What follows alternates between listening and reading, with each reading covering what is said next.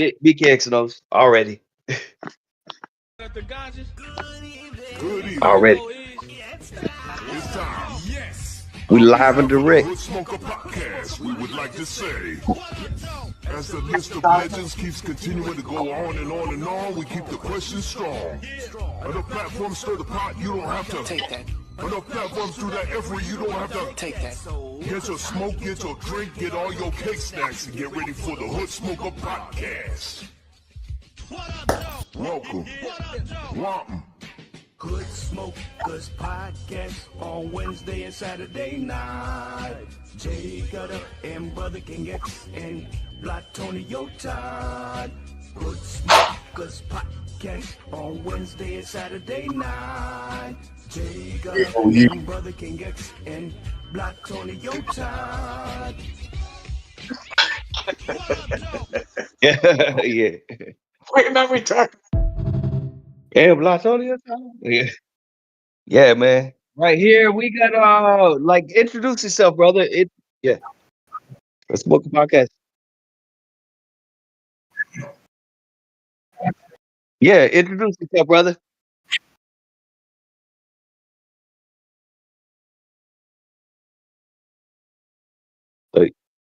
Yeah.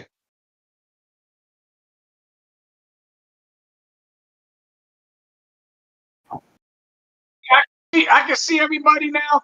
I have a little trouble hearing you, but worst case scenario might be me. I might have to throw on my Sportcaster 3000. What guess it? You're John Madden 3000? I got you. Yeah, that's it. That's it. Got you. All right.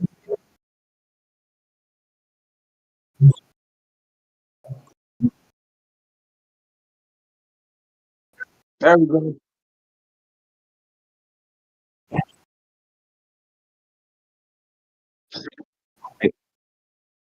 Salute. Yeah. Yeah. We got anybody in the building yet? Like in the comments? Make yourselves known, y'all. Blatonio Todd got Brother King X. We got Jay Gutta and our guest of honor right here, Mikey Barslow. So make yourselves known. You know. Tell the world who you is, homie. Yeah. Mikey If you wanna break that down for anybody who doesn't know who Mikey Barslow, like we were kind of discussing that is like some people think you have to have that fame. It's like behind the scenes, you know, is what makes it go on. Like let people know, you know, Yeah. you don't have Yeah, to. Yeah. yeah, that's what we was talking about. Like, I mean, just because superstardom, doesn't make its way to everybody doesn't mean that there's not talent and doesn't mean that there's not a lot going on behind the scenes. You know what I mean? Like, believe it or not, I know just as many people, on the level of myself that are underground or unknown by the masses that have more stories and things than somebody trying to Columbia yesterday. You know what I mean? It's just all a matter of, the individuals. And that's why shows like this is good because you get to know the people that otherwise you never get to know. Because as far as the industry is concerned, the industry prioritizes popularity over talent and a bag over the culture. So, you know what I mean? If it wasn't for shows like this and podcasts like this, you're not going to know the Jack Frost. You're not going to know the Mikey Barslows unless you were in the circles where those people are already known. You know what I'm saying? Man, facts right there. Yeah. Word. No, and definitely that's what we've always tried to stand by. Yeah, we're three rappers that actually came from a group together and at different times. That's the funny part about it, is at different times. And so it's like you chopping it up with homies on what we do. So that's why we don't do the Vlad, we don't do the so people, Yeah. Well, you three were in the group at the same in the same group, but at different times. At different times. That's the funny part. I was like kind of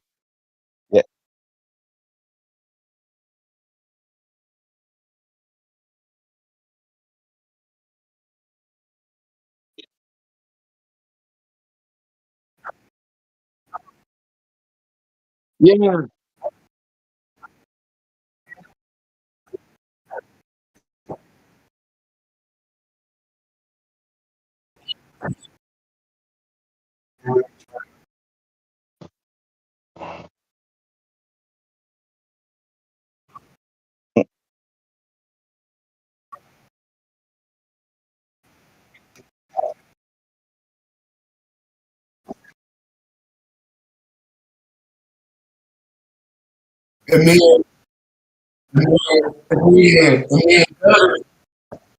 And me and Gutta was actually homies before KDT.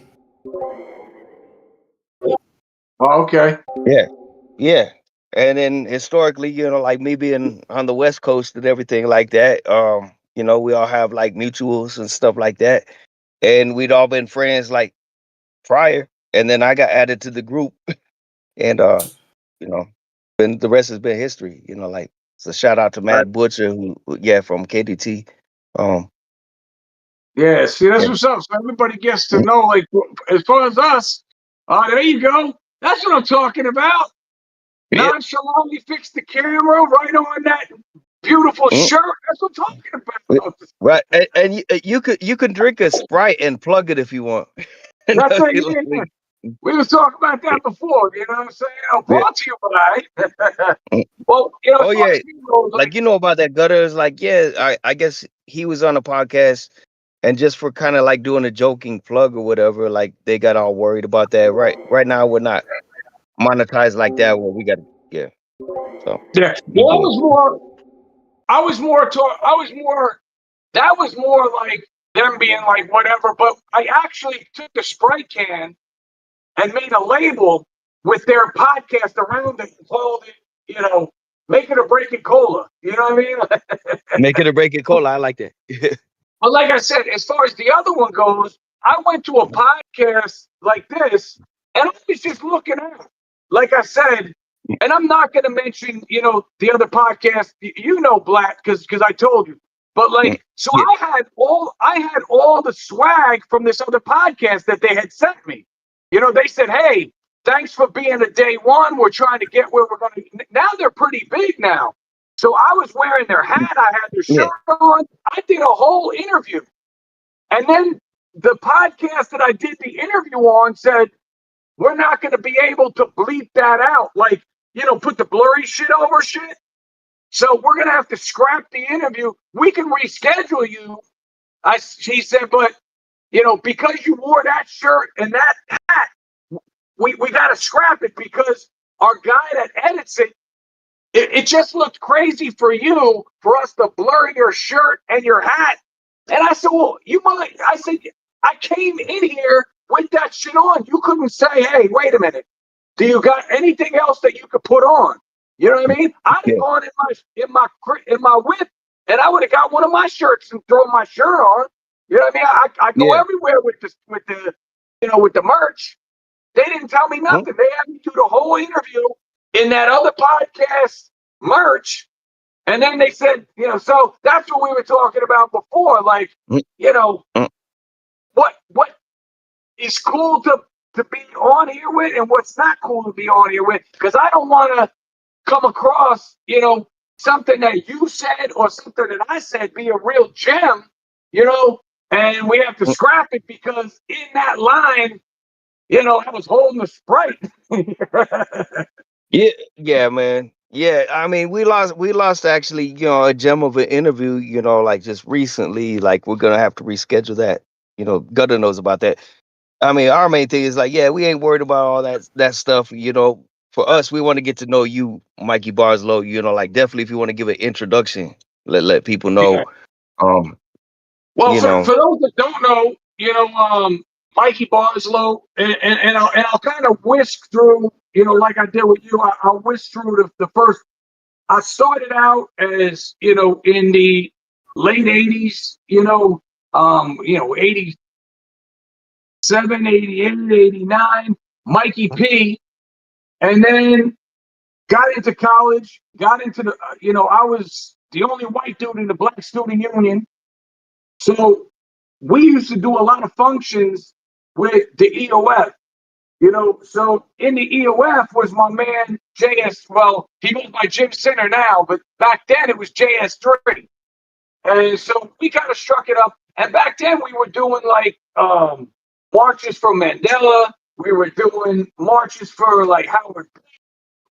And we were always together, our groups. So when you're in the group, you know, you're out there and you're doing your thing and you're listening to the speakers when they come on. But in between the speaker coming on, you know, they were pretty organized, you know, events that they had. Not like now where there's bricks being thrown and craziness. It was pretty well organized. So, but there was a lot of downtime in between speakers. So we would sit there, we'd get in a cipher, we'd start rapping, you know, a bunch of us, then other people would join in. So me and my man clicked and we started a group, Two Weary Travelers. And so as Two Weary Travelers, we used to go around. We started, we went to our first studio and we recorded a song based on that sort of thing. It's called Make a Change. Us and my man, DJ Skills, he was in a group called Prefer the Dialect, but he was always our unofficial DJ because I have scratching on like everything. You know what I mean? Like you know, every third or fourth song you're gonna hear scratching. You know what I mean? So usually he's the guy to go to because that's my man. You know what I mean? But anyway, so we went to one studio. We did a song called Make a Change. It was one of the first actually tracks that we heard where there was actually movie footage scratched into the song. You know what I mean? And so we put that out, you know, like just like you did, handing out basically demos, but put it in the street. So a dude said, hey, you need to go over to this studio that just opened up, which turns out it was tucked away. It only catered to celebrities. So there was like McDonald's people, sheriff's people. One day we went in there, Patti LaBelle was in there. You know, so we said, oh shit, we want to record there. So we kind of had an impromptu audition with the dude. And the dude was like, yo, we want to record you guys. We want you to work here. So, you know, have no fear. And we went inside. Now, I'm not a big, I'm a big producer. I can't even tell you how many tracks.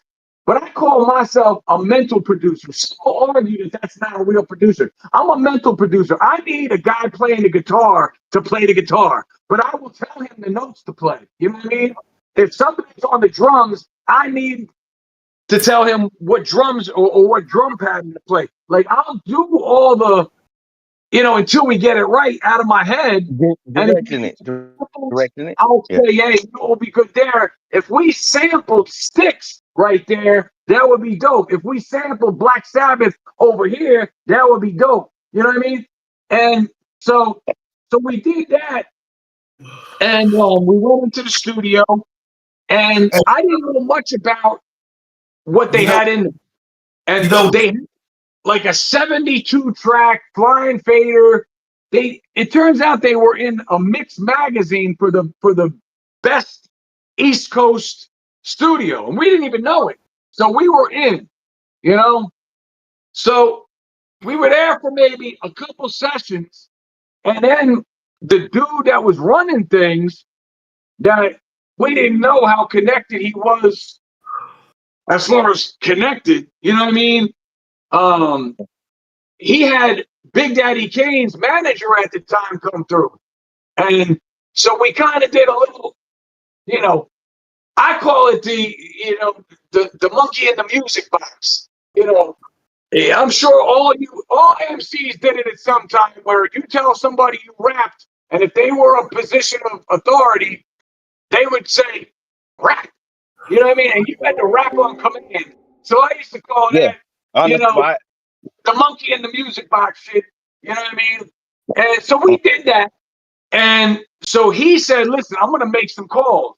So he started making calls. And now he was we called him our unofficial producer. I mean, unofficial manager, because he wasn't signing anybody at the time. He had Kane. He had a few other groups. And so, but he was making phone calls. So he got Khalis Bayan, which was the founder of Kool and the Gang. He came through, and he was one of our first producer. And That's pretty once wild. we were Yeah. building with him, he looked at the name and our logo, if you guys haven't seen or anybody out there hasn't seen it, our logo for Two Weary Travelers was really kind of like, I want to call it backpacker-ish, like real Tribe Called Quest type of, before they had theirs, we had ours. It was like drawn in crayon, but it was railroad tracks with two stick figures. I had dreadlocks, like here. So it was a white stick figure with dreadlocks with the hobo stick, and then on the other side of the tracks was a black stick figure with the stick and pouch, and it said Two Weary Travelers. So he saw that, and they came in, and he already had it in his mind. He said, "So where's the guy rapping?" And he said, and my man said, "Yo, this is us." And he said, "No, where's the other two?" And my man was like, "What are you talking about?" Because he thought I was black. Like when he heard my voice on the record, especially because all my lyrics that were sent out to him was all pro-black lyrics. It was all like, topical news stuff, all like, pro-black lyrics. So he assumed that there'd be two black guys that he was coming to meet because nobody told him. And then when they came and they saw me, at first he thought it was me because, he thought it was me, but then he said, "Nah, it looks like a white dude, but you got dreadlocks." So at first he was like, he asked me, "Are you black?" And I was like, "No." And they were, once we got through the puzzlement, he was like, listen, so you're Funky Hobo number 1 and you're Funky Hobo number 2. And my man immediately was like, "Nah, none of that for me." So everybody started calling me Funky or Funky Hobo. Like I was stuck with it. You know what I mean? And I was like, but I don't want to be, that name. You know what I mean? Funky Hobo number 1? What kind of name is that? But so it stuck, and so they took me away from being Mikey P.OS. The OS was silent.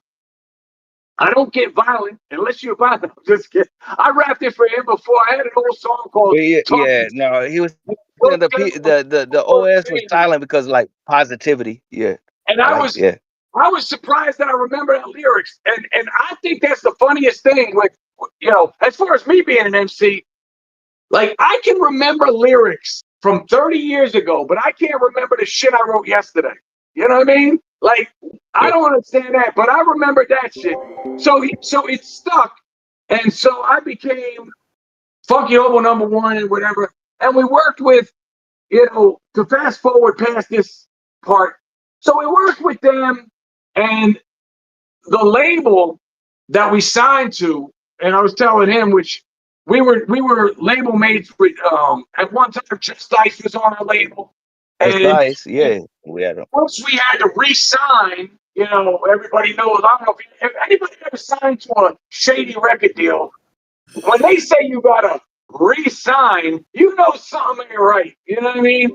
But we re-signed. No, I'm talking about. To specify, he's talking about Shady in general. Yeah. I'm talking about Shady as fuck record deal. Yeah, Shady as fuck. Yeah, like. Yeah. Yeah. But so we got through that, and what you call it? So then we the label wasn't paying the producers, so Khalees, and we got real tight. Like Khalees was like a father figure to me, and rest in peace. You know what I mean? Like he used to talk to me about life. He used to talk to me about music. He used to talk to me about the Quran. He used to kind of, when they were making salat, like when they were praying, like he used to let me come in, and because I was totally in that time period. A little bit before that, I was in like I wanted to be an open book. Like I wanted to research everything from religion to Black history, to hip hop history, to religion, to like I wanted to get it all in. So he was there to kind of facilitate that, and so we missed him. and he kind of scooted, and that camp, maybe not him per se, but some of the people that were in his camp, they were instructed that if they don't get paid, they take it used to be a reel. I was telling him about it back in the day. Real to For all the real, young yeah, like people, the real to real. We know about that, brothers. You Yeah. know, yeah, yeah, we all know about that. the panel knows, but for all the young people that may come across this, in the days before you rolled out of bed and got on your Apple phone and recorded a song, you would go to a studio and you would lace up anywhere between 4-inch and an inch tape, on a big reel machine, and you would have a board, that the engineer would sit at, and it would be could be anywhere between 8 and however many tracks, they would slide the different tracks, and each track had something else on it, and it would go on a reel. Well, if you didn't pay, they took your, as a matter of fact, you know what? I got my, well, here's the shameless plug on the merch. Everybody, go to the promo and Instagram. You can get some nice merch. But other than that, I got my man's talk about 5%ers. I got my man's one right here. So this is an instructional thing, people. This is a reel. This is what all. Let's see. On this reel right now, so far we got 5 tracks on here, 5 songs, and each song we got about 32 tracks worth of stuff. So on track 1, there might be vocals. Track 2, 3, 4, 5 might be vocals, and there might be the bass. So just for the people out there to be like, oh, that's how that works. Because I don't know. I'm going to keep honest with you. Just like they may not know about this, I don't know about Pro Tools. You know what I mean? Like my man, as of late, my man B Life, actually keep it in the family. My man King La Meek that I was producing, my man 50 Grand, his brother was only like 11 years old. And he wanted to come with us so bad when I was producing his brother. And I was even getting his brother shows. So I got his brother shows at like opening up for Redman and the Lost Boys. Nas and Jay-Z, my man opened up for those two when they, early in their career, Nas and Jay-Z did a show down by us. And so it was his brother, and he does all the Pro Tool shit. You know what I mean? So anyway, so they took our album. So then we moved on to the next set of producers. These brothers that were local, not famous, but they were really dope. The youngest brother, actually, of these 2 brothers, actually went on to play with Rage Against the Machine. You know what I mean? Their youngest brother. And then he played with the Roots, the Rage Against the Machine. There was somebody else that he's with now. I forget who it is. I'll think about it. I forget who it is. It doesn't matter. But anyway, so we worked with these guys, and we did another album called Taking You on a Whole New Adventure. Look at it. We got some more merch. This is a makeshift. This is some makeshift. If this ain't hip hop in the early 90s, where you make your own shit with a Krylon can, you spray the wall, then you turn around, spray a shirt. So this was our thing. Actually, this was when it was a road. You can see that. 2 weary travelers. Yeah. Yep. But anyway, it was called Taking You on a Whole New Adventure. So we had a whole album in the can. Now we were really proud of the first project, and that's the difference that you guys and a lot of people out there might know too.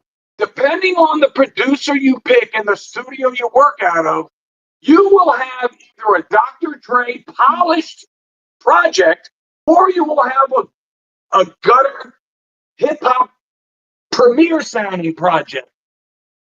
The first project, being that it was with the guy who sounded cool in the gang, it was polished. It was sounding like the Chronic before the Chronic. You know what I mean? Like, not that Gotcha. music, Yeah. but the sound, the crispness, Yeah, the HD. your stuff was clean. Yeah. It was clean, brother. Thank you.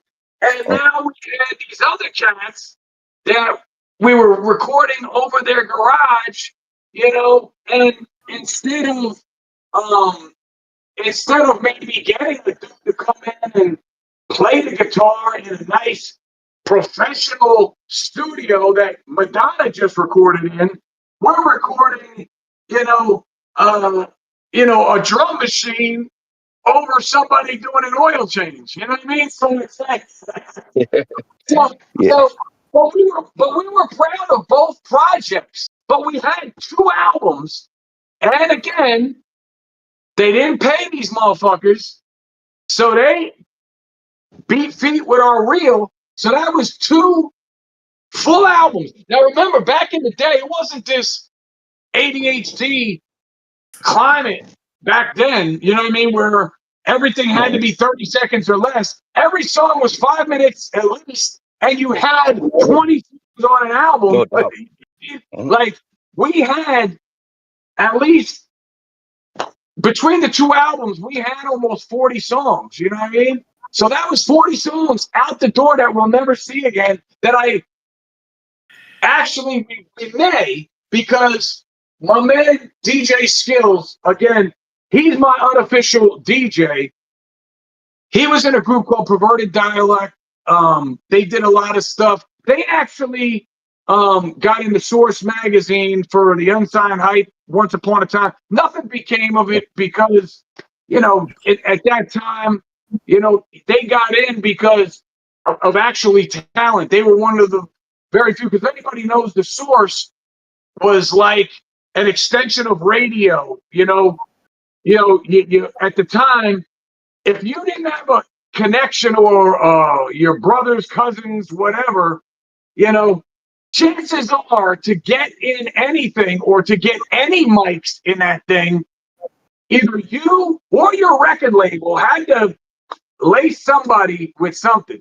And I don't know, I don't want to seem like this is not like some made up stuff. Most people know this, and I don't want to make it sound like dry stitching for the people that don't know this, but that's what it was. It was the, after Word Up and Vibe and Jet, there was like the Source magazine for hip hop. So it was the hip hop magazine, and it started out pure, putting out up and coming people and people that are legends. But then it became like everything, hey, you want to be in? So, but they got in, and they just had a lot of their demos, which I'm sure you guys have a ton of. You record in the studio, you want to hear how it sounds, so you either put it on a cassette or burn it on a CD, just so for the ride home, you want to enjoy that shit on the ride home, you know what I mean? And then what? You accumulate 100 of them. By the time you got an album done, you might have 100 cassettes if you're that old, or CDs. So there's companies now that you can take your old demos, your old cassettes, and they will, to the best of their ability, EQ it up, try to take out the pops and aces, and make your album listenable. You know what I mean? So I'm going to try to do that, not for money or anything, just for, if anything else, nostalgia, for hip hop history, because there's a lot of dope tracks, and not just because it's my shit, but there was a lot of dope tracks. There was a lot of kind of garbage, like all the early tracks, but there was a lot of dope shit, on there. So actually, I tried to do that myself. I ordered a gadget off of Amazon. If you go to my SoundCloud, Mikey Barslow, and you go to my SoundCloud, I put like 8 songs from Two Weary Travelers. Like I said, I got those first songs, Make a Change and The Dream. Those are like more, proactive songs. for lack of a better explanation of message, the pro black songs, you know, and then there was a couple that we did with that came out of that Khalees camp. They were kind of like an offshoot. They were called the Ross Posse. Have you saw Kid and Play's House Party 3? There was a group that performed in that called the Ross Posse. The one dude's name was Serch, and then another dude's name was Big Don, and then another one was Robbie Irie. And those dudes did 3 or 4 tracks on us. And so those put a couple of those tracks off of the demo. So it was called what I call it at the time, because most of them were done during that Khalees period. I called it the lost tapes. You know what I mean? The demo. You know, and I put that on my SoundCloud. Same thing with you know, that the label in question. Once that second album took a walk, we said, I'm not recording a goddamn thing. And they said, you're contractually bound to record. And I said, that's so. They said, yes, we will sue your ass. And I said, okay. So I went in there. I used to go in the booth, and I used to have my rap lyrics. I used to set up my thing. And I used to go in there, and I used to be, you know, go like, so it's Mikey Barslow hanging at your door, coming in like never before. You know what I mean? Like, and they were like, what the fuck is this? And I was like, that's something else we're trying right now. And they were like, so that's the way you want to play it. All right. You know, so then nothing moves, and we bound to keep this function, but they couldn't say I couldn't produce. So ergo, that's what happened with Lamique. I started producing King Lamique. So we did 6 or 7 songs on King Lamique. And to be honest with you, what we did, it was like, and I got my man Jim Sinner did a couple tracks on that as well, because when I did the first couple tracks, the way it turned out, it was our area's Illmatic. If you heard this shit, like it was like between Lamique, the way Lamique rhymes, you know what I mean? And he wrote these rhymes before Nas ever came out. But you would kind of think that it was like in that pocket. You know what I mean?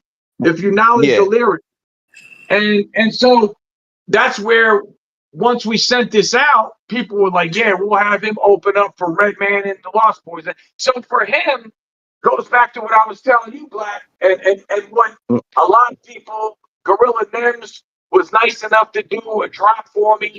And he even said, for my support for him, he called me the plug. I've always been called 2 nicknames, the voice of the underdogs and the plug. You know what I mean? And speaking of the plug, like this was my brother, this was my friend. I wanted to see him win. That's my whole life. I like to see people win, even when I can't. You know what I mean? If you're a good dude, like I can tell you're legitimately good dude, especially if you love hip hop, I want to see you win, even if I can't. So I only signed on to be his producer, but I was one of his best friends. I was his Uber before Uber. I was his, or call it taxi at the time. I was his, you know, whatever you want to call. I was everything. I was booking shows behind the scenes. I was shopping them with record deals, you know, and you know. So during that period of time, that's when I met a lot of cats. Because once upon a time, you know, you used to go to the city, and it was a crapshoot. You know what I mean? You'd go up to the city, and if you knew where somebody was going to be, you'd go there and nonchalantly walk by and say, "Oh shit, it's Joe Biden," you know what I mean, or whatever. If you knew you know what I mean? And that's what we did sometimes. That's what happened with the whole Fat Joe thing. You know what I mean? And like I said to you, Black, I don't remember exact time periods and even exact places sometimes. Everything is 100% authentically true. You know what I mean? Like the details that you hear are true, but instead of a music box party, it might have been the True Nation anniversary. Instead of a Bad Boy picnic, it might have been Ladies barbecue. You know, it's not seem like that because we're talking 30 years ago. But Yeah. that's what happened with you know, Fat Joe. Like I was up there, my man was busy, and that's what we would do in our spare time.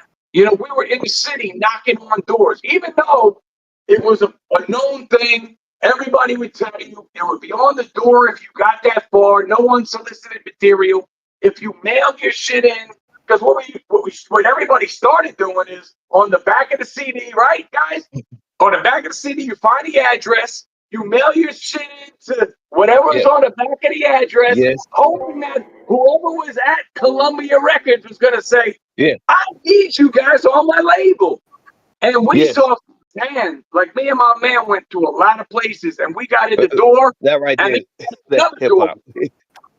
B, we saw demos piled up in the corner to the ceiling, like from the floor to the ceiling, like unsolicited material that was never going to be opened, you know. So we found certain ways around it, but we found out, you know, ultimately this one day that Fat Joe was going to be at Chung King. I don't know what album he was recording, and he used to have a dude, rest in peace, in his clique.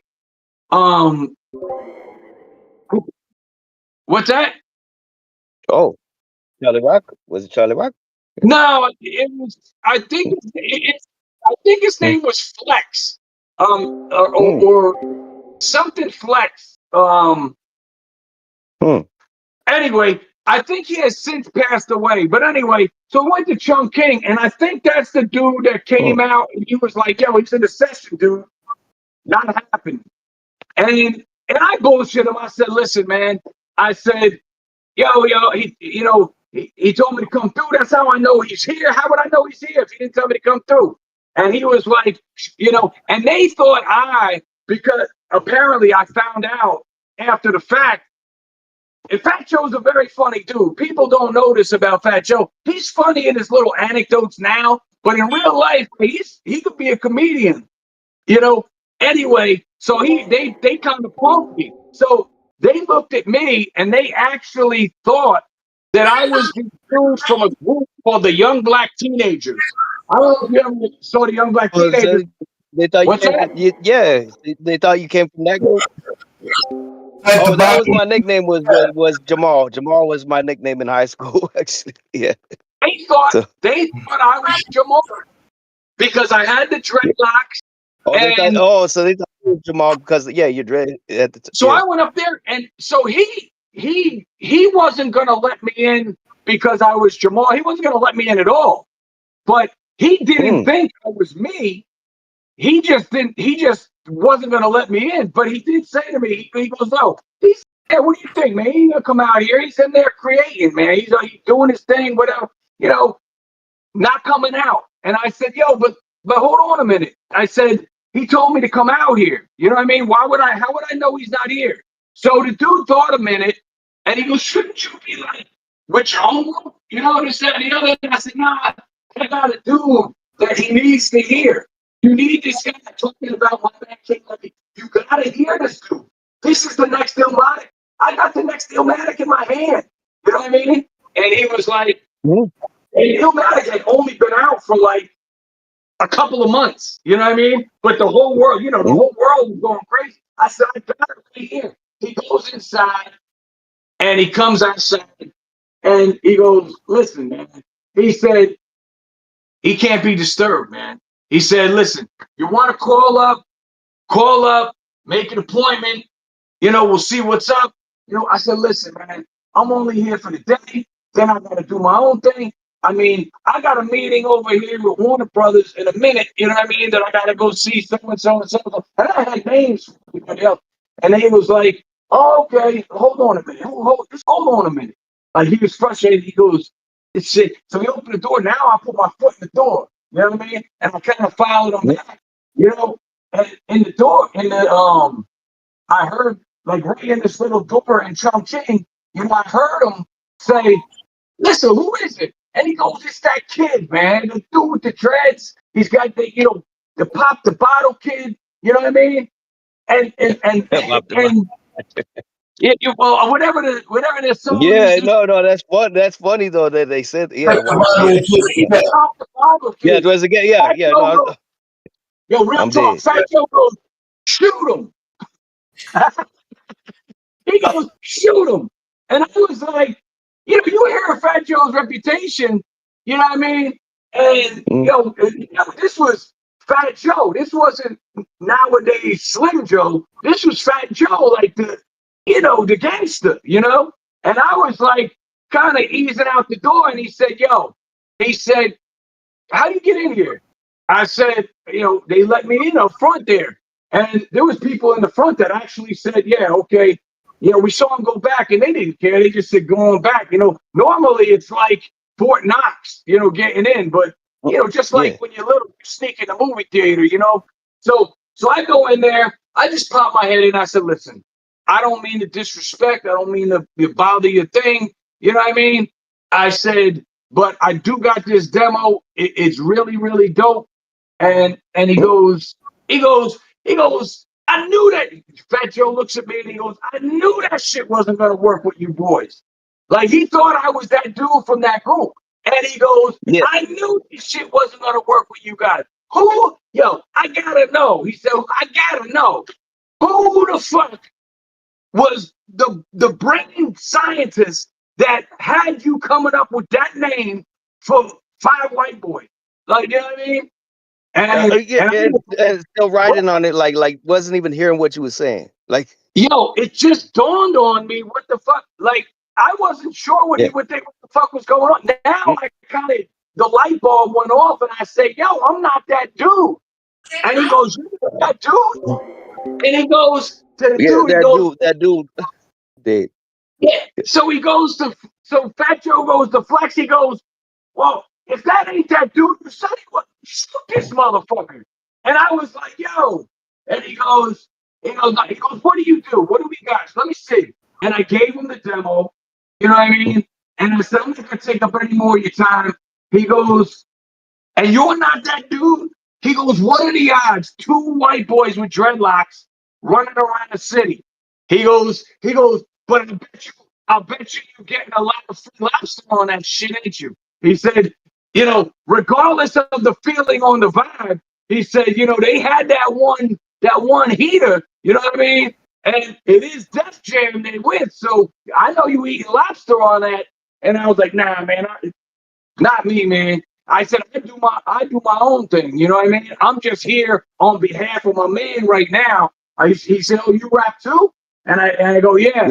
And he goes, again, music boxing, the monkey thing, let me hear you something. Yeah. So I put the hot 16 and he was like, oh, all right. He goes, let me see what you got. He said, you got your connection there? I said, yeah. And he goes, all right. And he goes, now get out of here. And he was joking around. He's going to get out of here before I decide to shoot you. You know what I mean? Like, that was the joke. And I was like, yo, good luck, man. But it was just mad funny. But there was halfway serious on that from what it sounds like for what we know about Joe. Yeah, like halfway serious. Like what asshole. I'm sorry, but mad cool. But he was a man. He was a mad cool dude, and he had you could tell that even at that point he had jokes, and now he's even more lighter and funnier and all that stuff. But back then you don't expect that. You know what I mean? Because again, being our manager or our Big Daddy Kane's manager, the guy like talking about I'm sorry, man, that was pointing out all our producers, he was real connected. You know what I mean? Obviously. So he had shit coming out before everybody heard it. So when it came to the Wu-Tang, when it came to Fat Joe, he had their album before it hit the streets. And he would run past us. He would say, yo, what you think of this dude? Like, what you think of this dude? What you think of this dude? Like, what do you think of these guys? So he put on Fat Joe, and we sit there and we're waiting for the one guy to get here, because they're waiting for another, I don't know what they call engineer's helper. They're waiting for that dude to get there, because our producer at the time, the guy we were working with on a particular track, he didn't do any like heavy lifting, so to speak. He had to have like an assistant load the machines and work, do all this stuff. So we were waiting for that. So we were listening to the track, and I thought that Fat Joe's album was phenomenal. Like, you know what I mean? It was like in hip hop, you got all those changes that come down the pike with a different vibe, a different sound. You know what I mean? Just like when it went from like, the old school guys, Curtis Blow and Run DMC and, Cold Crush Brothers. And then it went into, the, Rakim and King. Then it goes into like Enemy, and that was a different whole vibe. Then it was like the Native Tongues. Then it was like all the different vibes. This was just, to me, a whole different vibe. To me, it was like the West Coast had NWA gangster, and this was, not to be corny or diction, but like they had gangsters, NWA. Yeah.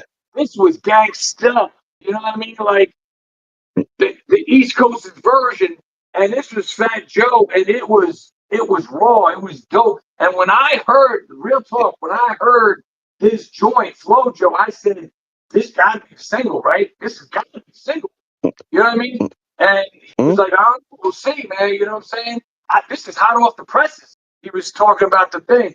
And sure enough, like a month later or 2 months later, the album drops, or the single drops, and it's Flow Joe. And I said, I guess I know a thing or two about a thing or two, man. You know what I mean? Like, but so that's that. That carries us up to that, man. You know what I mean? It was pretty dope. Like, like I said, in the early days, that's what I think a lot of the people nowadays are missing. You're not outside. You're not in the middle of hip hop. You're not in the middle of anything. That's why hip hop culture. You're still coming up, yeah.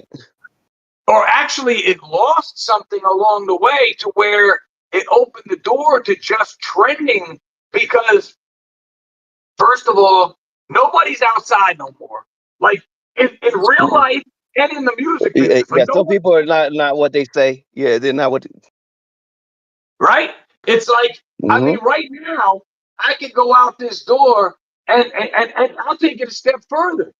I could go out this door, and like I told you about my granddaughter, I could get my granddaughter, and we're not even watching Disney Channel no more. We're not even watching like movies no more. She's glued to the iPad. Glued. Like, you know what I mean? So all these people, there's that, and then there's the industry prioritizing popularity over the talent. You know what I mean? Which kills originality.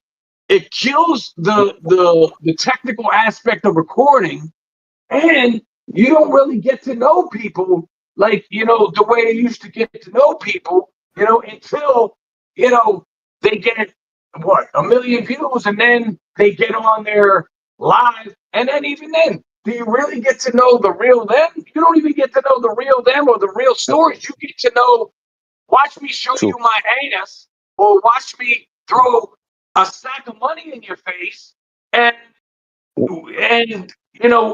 they give you a story on you came up what? Like you wrote that song yesterday, you woke up in your bed and recorded it on your iPhone, you put it on, or somebody ghost wrote it for them sometimes too. This afternoon, and by the grace of God, or whatever money you came across, or however it happened, you got 10 million views. And a lot of these kids learn algorithms, where once upon a time we were all learning, how to rhyme and rhyme schemes and relatability and originality. They're learning algorithms. You know what I mean? Yeah. And where we once upon a time had people that we looked up to, not unlike in real life when you look up to an uncle or look up to your father. In hip hop, you looked up to the people that came before you. And nowadays, they don't give a shit. You got these cats, we're talking about black. You got these cats that are basically saying, why the fuck do I gotta respect you know, the Wu-Tang. Why do I gotta Yeah, respect because the they Big doing Daddy the Kane? double entendre thing, like you said, the double entendre thing. Yeah, like You know? Well, yeah, that's a whole. Yeah, that was a different thing, right? yeah, Well, that's also along those lines. You got these kids that are not students and respecters of the culture. They want yeah. to sound smart, and like we were talking about, like I said to Vlad earlier, you know, what the fuck happened to people just sitting down with a pen and paper and maybe on the back of a stick of gum or a napkin and just writing the dopest shit you ever wrote in your life? Now it's Paper like plates, like they I said write at the something barbecue, right? and then they come to you. You know, you got these people that are all of about 25 years old, and they're trying to tell you that's been rapping and in the middle of the culture for 30 years how to rap and what a double entendre or triple entendre. Back in the day, we never had that. Who the fuck talked about entendres? Nobody Mhm. talked about that shit. You know, now what's really dope about that, like I was saying before, it's dope that you could go to Harvard and Illmatic is being studied as a class, and even other people in the culture are being studied at college, and maybe they break it down, and in that class they teach you, you know, double entendres and this and that. Listen, I'll give $100. Anybody that was actually out and rapping in the 80s and early 90s that started then, that's just when you really started knowing what a bar was. You know, you know, Yeah. everything's on the floor. You know what I mean? Like you were learning that, but you weren't when you wrote a rhyme. You weren't going, yo, Jay Gutta, yo, that was a dope double entendre you just kicked right there, Yeah, bro. You know what I mean? yeah. We weren't talking about that. We didn't talk about algorithms either. Yeah, like Yeah, it's nuts. You know what I mean? So it's not. I don't. If anybody, you know, my nickname's the Plug. So I got a lot of like younger rappers saying, "You old motherfucker, what do you know? You ain't even relevant. You ain't even known. Like if you were like." It'd be a different story if you were even on the level of like Big Daddy Kane or Nas. You ain't nobody. Like I had people saying that. Like your name, yes, because of devastating events in my life, both professional and personal, and getting blackballed over some bullshit and some other shit. If you don't in this industry, and it's not just me, by the way, it's a lot of people.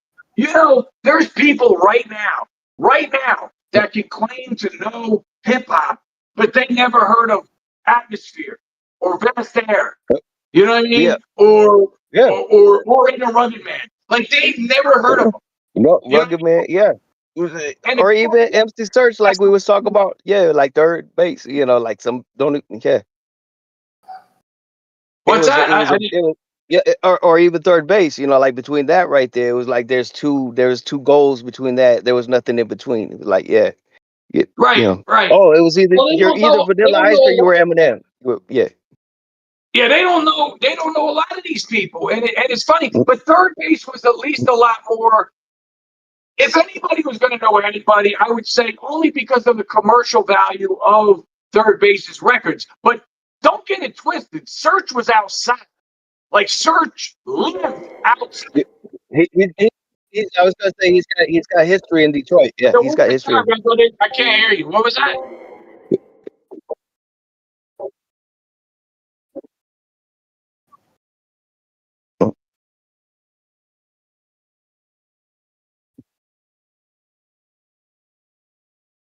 Oh, is that right? I've said it my whole career, like, I include myself in it, and by no stretch of the imagination was I saying Two Weary Travelers was as famous as Everlast, or maybe even as, I don't know, famous, well known, whatever, as Everlast or Third Base. I wasn't saying that or alluding to that. I was just saying, me personally, and a lot of people that were around, because we were knocking on doors. We were going to events where there was executives out there. You know what I mean? You know, there was whoever was the executives at the time. They was, you know, at these functions. You know, Russell Simmons or Rick Rubin or these people were, and who you saw at a lot of these functions. As far as, and I don't get into, I'm not digressing into the white rapper thing, but as far as white rappers go, the only people you saw was Everlast and Third Base. And out of Third Base, you did see Pete come around at functions or whatever, but you saw Serch everywhere. Serch was outside. Like before there was an outside, he was outside. Like he lived outside. That's why a lot of times, like he gets so much respect. You know what I mean? And you know, I got nothing but love for Serch because I met him. I met him before the Cactus album even dropped. You guys have a friendship, if I'm not mistaken. I mean, just like pretty much it sounds like you guys got a little bit of a friendship, right? You guys got a friendship. Well, the friendship, I think, to keep it real, I think I just harassed the dude so much to be like you know when you shake somebody and go, "Do you remember me? Do you remember me?" Because, and I understand, just like me, I told you that Black a long time ago. Everything I tell you is truth. I just don't know the exact day and time. Like if you exact me the exact day and time the story happened, know the exact day and time, and I might have the place off base. You know what I mean? Like I said, you know, that's what I was saying with the Serch thing with you earlier. Like I met Serch in my career, in my life. I met Serch about 5 times. A couple times was just like, "What's up?" You know. One time it was just like a hand up kind of thing. One time it was actually, you know, like a little dot. And then another time we actually spoke. "Hey, what's up? What's up? How's it going?" This, that, and the other. But what I love about Serch, and I will always love about Serch, and I don't hold them to the fact that, you know, and nobody out there should hold people to the fact that they might take a long, long time to getting around to recognizing you or following you or even liking something you do. I realize it's very difficult. You know what I mean? So I don't hold, you know, so it took a minute, you know, and I hope, you know, based on, you know, some conversation that we had. Well, he sent me a message. I sent him a message. He sent me a message back. Based on that, he remembers what I'm saying.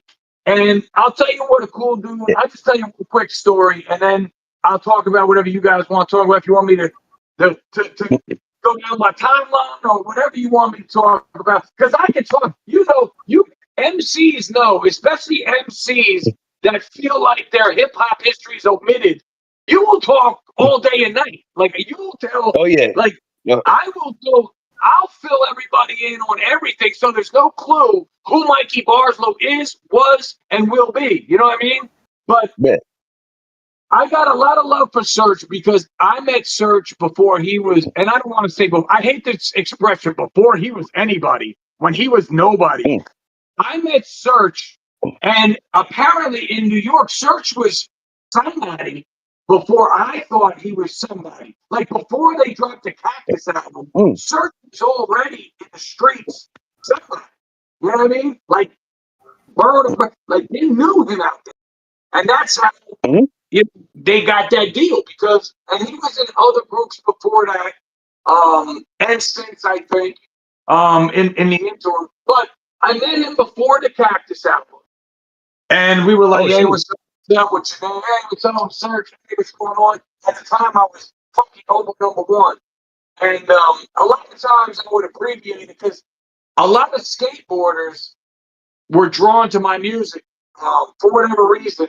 A lot of our production was always way less. Like if the whole industry was doing this, we were doing this. And if, you know, so it made it either really, really ahead of our time, or really, really people would look at it and go, "What the fuck is that?" You know what I mean? So I was like, I would abbreviate my name FH1 because that's what all the skateboards used to tag the skate parks, FH1, and you go, certain ones I'd go by, they'd be playing my music, which was dope. You know what I mean? So I'd say FH1, Serch, what's up, man? Yeah, he was like, what's up? And he was already in third base, so he was like third base, And I guess I don't know how long it took for them to be notified that the album's coming out or whatever, but he did say I got an album coming out whenever they drop it. That's what he said, which was a realistic thing. You don't give a date when somebody asks you that. You say whenever they feel like dropping it. And he was like, listen, man, I wish you the best of luck, man. Good luck with that. Maybe we'll see each other out there. You know what I mean? Like on the road, whatever. And it was really dope to me because I've always said this, and I've said it in every podcast. I said it in my podcast. In hip hop, for me, this is just my story, and how I came up. It wasn't hard getting into hip hop with blacks or Puerto Ricans being white. It was hard making it in this industry being white because the hardest. I said this in an interview a while ago. I just found a snippet of the interview, a little snippet of an interview I did, and the hardest part about getting in is other white people, because white people are haters because the industry made them like that. Because in this industry, and we talked about this, there's only one spot for a white guy back then. You know what I mean? Like even now, if you really look at it, there's only one spot for a superstar. I'm talking about a superstar white guy, like the guy. And once upon a time, there was the Beastie Boys and License to Ill and boom, But who else have you heard of? What white guys? None. Yeah, and I kind of think Beastie Boys were the only ones who didn't really fall in that category that seems to get forgotten. Like it's kind of crazy, but it always seems like that white rapper thing doesn't, Yeah, we know they're white rappers, but it was like it never gets slapped on that, like between the level of Eminem and Vanilla Ice that we all always know we've been against. Yeah, but you know what the sad part about it, to piggyback what you said, the sad part about it, and this is what gets me with some people, and I like a lot of people. Yeah. I love Millyz. I love that dude. Yeah, I just like, what I like about Millyz? Not even how he raps. You know what I mean? I like his swag. You know what I mean? Okay. I like the fact that he owns that shit. You know what I mean? And I told you, and admittedly so, I never owned that. Not that I wasn't confident in my rhyming skills, not that I didn't have skills and I didn't dust people off at ciphers. You know what I mean? I was never a battle rapper, but I would dust people off at ciphers. But Millyz, no matter how you like his rap or whatever, he owns that shit. He will tell you he's the best, and he believes it in his core. You know what I mean? And I love that. I got you. I just a lot of us over here, we don't really rock with him, but but I'm just being honest. Yeah. I'm just saying, I'm not like, I'm not sitting here waving the Millyz fan club. I'm just saying on that note. But what I don't like about Millyz is like a lot of people in his category or in his age bracket, the lack of respect for the culture. And with me, I stay on this, and I stay on my soapbox, and people always, go look at some of my comments. People will say to me, get off your soapbox. Who the fuck are you, old man? Hey, grandpa, fuck off. Listen, gotcha. Why? I have said this, and here's my thing, and I stand on this too, and I'll say it right here again on your forum. I have dropped gems for years and years and years before any superstar, before even half the legends said it. I have dropped gems, and I don't mean like bars or whatever, which I've done that too, but I have dropped knowledge that years later somebody would say. I have been saying forever, my whole catchphrase was the industry prioritizes popularity over talent and a bag over the culture. And years later, Nicki Minaj gets on Rap Radar. And I'm not saying she heard me. I'm not saying that. I kind of felt honored that great minds think alike, but sometimes it almost feels like somebody heard me along the lines, even subconsciously, and regurgitated what I said. But what she said was, you know, her quote was, this is Nicki Minaj talking. When I was growing up, what you heard on the radio was talented people. Now on the radio, what you're hearing is popular people. Same thing as I said, but in a different way. You know what I mean? Yeah. And then I heard, like, many times it's happened. But real quick back to Millyz. What bothers me, again, I feel like you've got to be respectful, and you've got to, you got to be respectful in the culture that you're making money in. You know what I mean? Like, Yeah. I don't care what you say and say, well, it's rap. Rap is a element of MC, or it's a subgenre of MCing. You know what I mean? Mm-hmm. You are making money in. So don't tell me with all your money and all your plane trips to Paris and all your plane trips around the world to make more money, you don't have the time to pick up a book and find out who the hell is Grandmaster Flash? Who the hell is Grandmaster Cass? Who the hell is Frocka B? You know what I mean? Battle. Mm-hmm. What was this battle with Ice-T and LL? Like, you can't tell me that. You can't tell me that you can't read up, or now even better, since nobody wants to read or pick up a book these days. No. Even better, Google it. Hey, Busy Bee. It'll tell you everything about it. It'll tell you, and if you listen to a couple songs, I'd be satisfied with at least that. But Millyz said in a comment, we were talking about the Beastie Boys as far as when that thing came out, you know, which I know you guys, it probably drives you bananas too. You know, the white rapper Mount Rushmore. You know, and here we go. The white Mount Rushmore. Now I get it, and somebody had said, I think it was Apathy. There's a white rapper, Apathy. I think he once said in an interview, why do you have to feel like you have to be validated as a white rapper, or you need the credential to be like, hey, I need to be on the Mount Rushmore? Like, he said it like that. But I said it differently. I said, how can you not get mad? Like, when you've donated 30 years of your life to putting in, and I won't even say all, some of my music, if it really had the right, if Russell Simmons said, I'm putting $10 million behind his record, and we're greasing the palms of every magazine, publicist, and radio station just to get it played.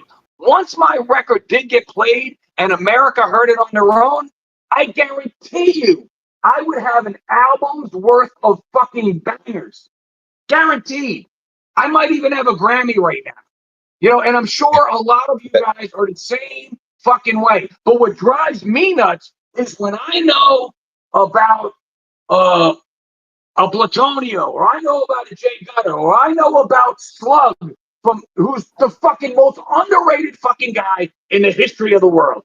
You know, I don't give a fuck what anybody says. You know what I mean? White or black. But if we're talking the white Mount Rushmore, there is no Mount Rushmore without fucking, first of all, the Beastie Boys, you know, if they can't be condensed into one fucking head on there. Yeah, it would have to be all three of them kind of like combined in one. I will so much as say, then, if we're talking the white, when we're talking about Mount Rushmore, we're talking about who was responsible for kicking this shit off? Who was responsible for opening the doors? Who was responsible? You have, whether you like it or not, it's not about famous. It's about who made it possible for you to get your fucking break.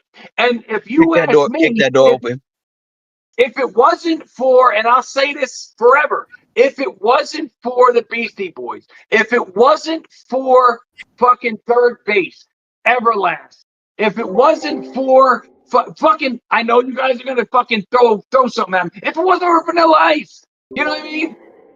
Actually, we have a different view, but we'll talk about him in a minute. But yeah, no, get you on that. No, yeah. Now, mind you, and again, this goes back to what we talked about. Now, Mount Rushmore, what are we talking about? for dope lyrics, for relatability, for sales, for impact? What does the Mount Rushmore symbolize?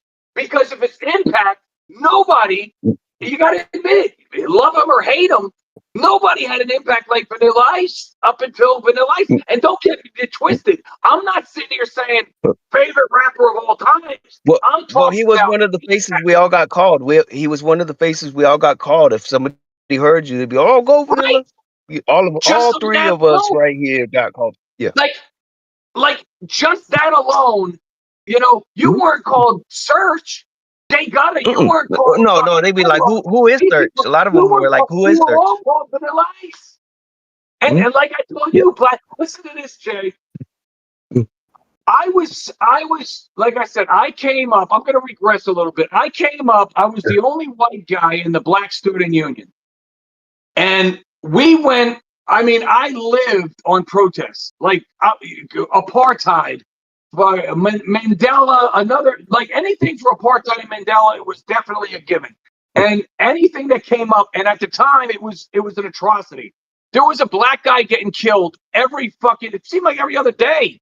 In going into the 90s. So we were protesting that or whatever. So we had a big concert thing, like I guess a fundraiser for apartheid or something for at our college.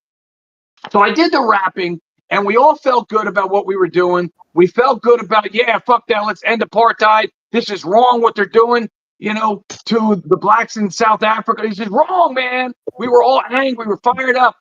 And then you had these prestigious black gentlemen coming up to us after the show telling me they want me to disguise myself as Vanilla Ice and lip sync all his lyrics in these backwoods towns in Alabama, Mississippi, and they want me to fool them. Like he wanted me to, and he was dead ass, dude. You could ask if my partner was here, he would swear to it. He wanted me, he said, listen, and he was looking at my dreadlocks. He said, if you don't mind cutting your dreadlocks, I'll give you $5,000 right now to cut your dreadlocks. And I'll give you another 10 for you two to get on the bus.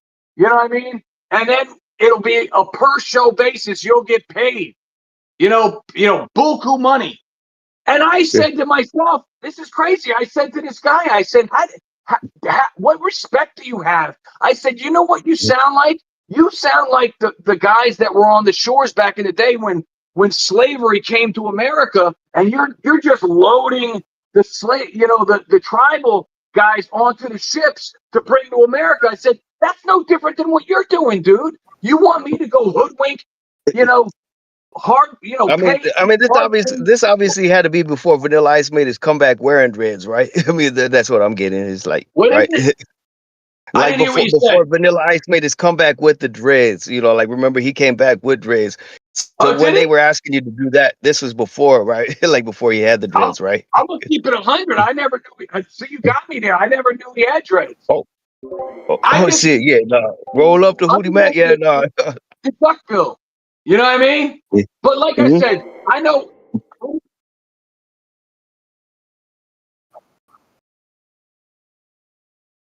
What's that?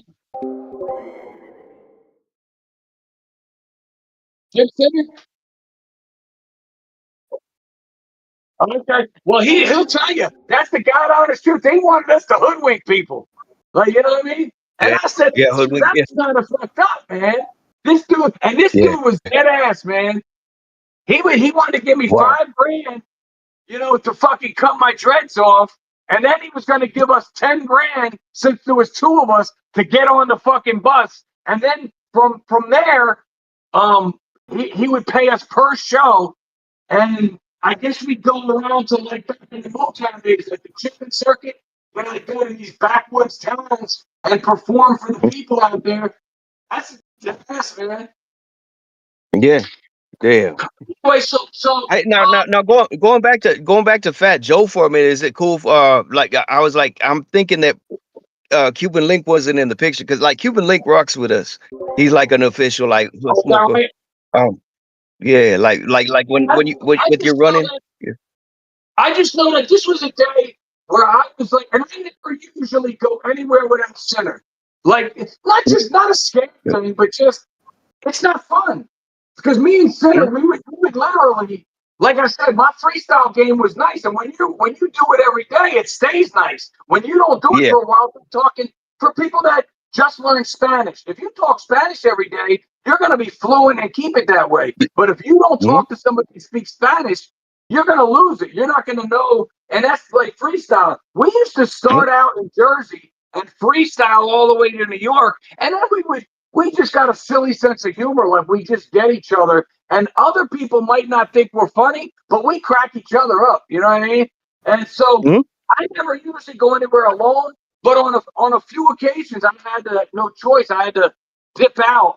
And like I said, I don't know about Cuban Link being in the picture or whatever. I just know for a fact, and I want, it's something else. I think there's elongated in the name, something flex. Yeah. I guess you could Google it, you know what I mean? But it's something flex. Yeah. I do know he passed away. So if you put in that, rest in peace, and prayers to his family. But but anyway. Oh yeah, you mean of Charlie Rock who yeah. He was like coming back, back and forth, inside and out, and it was just funny, man. Like this motherfucker was like, shoot him. back Yeah. shoot him.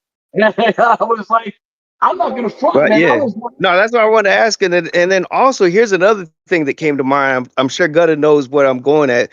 Is have you seen that video that Fat Joe's talking about? He thought about Eminem, and he's talking about a guy with dreadlocks. Have you seen that video? I had to mention this because, yeah, like Eminem, as we know Eminem never had dreadlocks, right? Like all of us know that, right? Okay, well, this is you'll have to send it to him if you got it, Gutta. Like, but no, yeah, because this right here, I think you knew I was gonna go this way, but no. When he mentions about Eminem, he came out here, he had the dreads. I'm like, did he confuse white boys? Like, you get what I'm saying? No, we'll send you the video. But you see where I'm going? Yeah, you see where I'm going? Yeah, like it could be, like I said, everything I tell you is 100, but I might get places and dates messed up. Like I said, we went to so many things. It might have been because and Sinner will tell you, we must have, in one period of time, there was like a year that went by or whatever. I don't think we missed one video music box function. I mean, we were there for Twin Hype coming out. Actually, they were in line with us. Twin Hype. Yeah, I remember Twin Hype. Remember Twin Hype? They were in the line with us. And Brand Nubian, when they came out, Main Source. Yep. When we were in Main Source, fucking dude was in the line with us too. And it was their premiere. Oh, like Matt Professor was there? Matt Professor was there with you? Yeah, it's when what is it, Breaking Atoms? When that came out, they were it was a big thing at Video Music Box that's why we went. And the dude was in the line with us. And then Twin Hype was another time because my man said, yo, that's them Twin Hype motherfuckers. I said, nah, that ain't them. And I didn't even really look. I kind of dismissed my man. Nah, that ain't them. And he goes, motherfucker, look at him. And I looked at him. I said, oh shit, it is. Like how many other twins could there be with the and back then, remember the overalls with the Buddha bag hats? Yep. I said, oh, shit, man. But yeah, but real quick to go back, I keep jumping around. That's my bad. But it's okay. You're good. I got so I'm gonna go back on a couple things because we kind of skipped around a little bit. So as far as Millyz go, that was that. But the thing that bothered me was in the a couple things. One was, and I always was down with him from the door. I said, everybody got to check him out. He's got skills. I don't, and this is no disrespect to him either. I don't play every single record that he's got or whatever. He's got a few joints that I dig. I think I like his conviction more than anything. But there was a conversation about the White Mount Rushmore, and either he didn't know who the Beastie Boys were altogether, or he said, I saw something that was like that, and that's kind of where he lost me too, like hip hop wise. But go ahead. Yeah. Or he said, go ahead. he didn't know them all together, or he didn't know any of their songs. And it blew my mind. Not only if you remotely like hip hop even a little bit, but we're talking the white rapper. Every white rapper's guy should know most other white rappers, because that's the guy that could potentially be taking your spot in this industry. You got to know your competition. You know what I mean? Because this industry only allows one white guy. That's it. Yeah. Brother King X, I was gonna say, Brother King X, are you there right now? Like, I don't know if he hears us right now, but good. I was gonna bring up also. Okay, I don't think he's on right now. I mean, I think. Hold on, You there? There's a lot of distortion. Hold on. I guess. Okay. What was that? What did he say? I was gonna bring up about Brother King. Point he always brings up about the juggalo scene. The juggalo scene. However, they're a subgenre of hip hop, but a lot of them don't know hip hop. You know what I mean? They know the juggalo scene and everything like that, but they don't know hip hop. What you brought up right there. Wouldn't you say that kind of like, yeah, there's a lot of people who are in this culture, but it's like I'm sorry. No, you go ahead. You go ahead. I cut you off. Yeah, no, that's all I was pointing out. Was just like, yeah, a lot of juggalos. Yeah, there's some juggalos. And I'm not well versed in ICP, and I get what you're saying with their fans. I'm not talking about fans. I'm talking about the actual the actual artist. Yeah. If at least I know what his name, Shaggy Two Dope. Yeah. That is name. Yeah. I don't know their names. I think one guy's name is Shaggy Two Dope that I heard on an interview. You got it. Yeah, we've had his brother on our show. Yeah. Like, you know what I mean? So I'm not talking about it. However their fans receive ICP, I don't give a fuck about.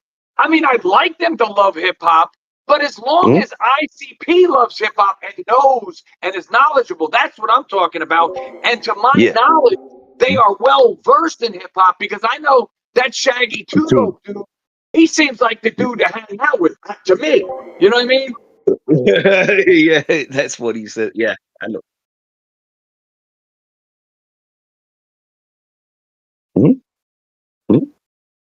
Yeah. I mean, I love it. The other funny story, though, with Millyz, I got one more funny story, and I love it. And I don't want to get twisted. I don't want a whole bunch of people, because listen, I'm not about throwing shade on nobody anymore. So this is no shade on Millyz. This is just fact. You know what I mean? I gave him his props. You know what I mean? I do like a lot of his songs. I do. You know what I mean? I do like his conviction more than anything. I don't like the fact that he doesn't feel like, and he's not, like some people say, that's not his prerogative. You know what I mean? And I almost had to say, it's got to be about more than a bag, but I don't even know anymore. Like, I don't know. But anyway, he put out a song, and it might have been with Jadakiss, and I don't even know the name of the song. But yeah, because Jadakiss, like, Gutta, that's who he signed to, right? He's signed to Jadakiss now? Right. And that's why I was saying he's got to know some legends, because I really got to believe in my heart of hearts, because Jadakiss is one of my favorite ever from day one. Lox is like, if they could put all three of the Lox in the Mount Rushmore, you know what I mean? Like, somehow, if it was anyway. Like you said, the Beastie Boys would be the same way. Yeah, like, you know what I mean? Like, I don't know. But anyway, so Millyz puts a song out on, and you can go see this. This is a fact. And I had no luck, like, you're my witness, Blatonio. No luck with technology, like getting on apps and all this other bullshit. So when I wanted to get in with the trends. You know what I mean? I want to be trendy. So I wanted to do some duets. So I said, let me be trendy. Let me be trendy Mikey Barslow. And so I started doing, and it went well. A couple of them went well. It never went technically sound, but then I do the Millyz ones, and I bring Millyz songs up. Now, on the Millyz ones, I'm a huge Digital Underground fan. And me and Blatonio talked about this, Jay, off camera before. Of all the rappers, of course, Chuck D is my god. He saved my life. I lived in a place in North Carolina. I'll go into that story if you want me to. But I solely listened to like Chuck D forever. And like I said, based on knowing my initial songs, you get my influence with him and my love of Chuck D and Flav, and the whole, S1Ws, Terminator X is like one of my favorite DJs. But anyway, but besides that, what was I gonna say here? Fuck. Well, the direction of being like a big Chuck D fan and like Public Enemy, which I was gonna kind of, if you're going this direction, I think, kind of like you got the Flavor Unit, but going back to Public Enemy in general, where you talk about the movement where you talk. Yeah, you got me with one man. All right, probably all right. Hey, Jay, you'd be able to do this to me too if you were on the phone with me since like 6 o'clock this morning. See, you missed out. Yeah, man. I know what it was. Like, if you could describe, like, my man was always cool with it.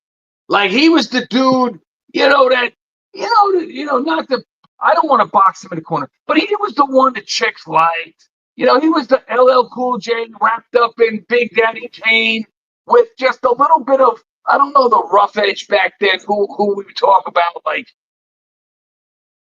the angry guy, but what's that?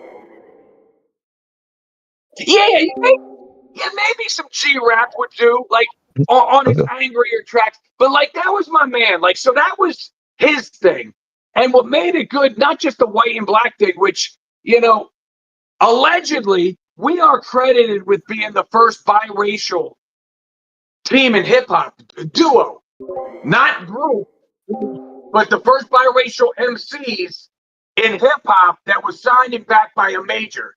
And our major, like I told him, was Just Ice and Cool Rock from the Fat Boys. We were label mates with him, and a lot of other people that I forget on that list because that label really shafted us for like 8 or 9 years, and whatever. But anyway, but me, I think I was more, once I got out of, and I never really fully got out of it. I always dropped little gems, and in my heart, in life, I was always pro-black. But as far as my lyrics, I think I most identified with like the backpacker. I don't even want to just pigeonhole that, but like my biggest love of all loves is Tribe Called Quest. You know what I mean? Like that's my.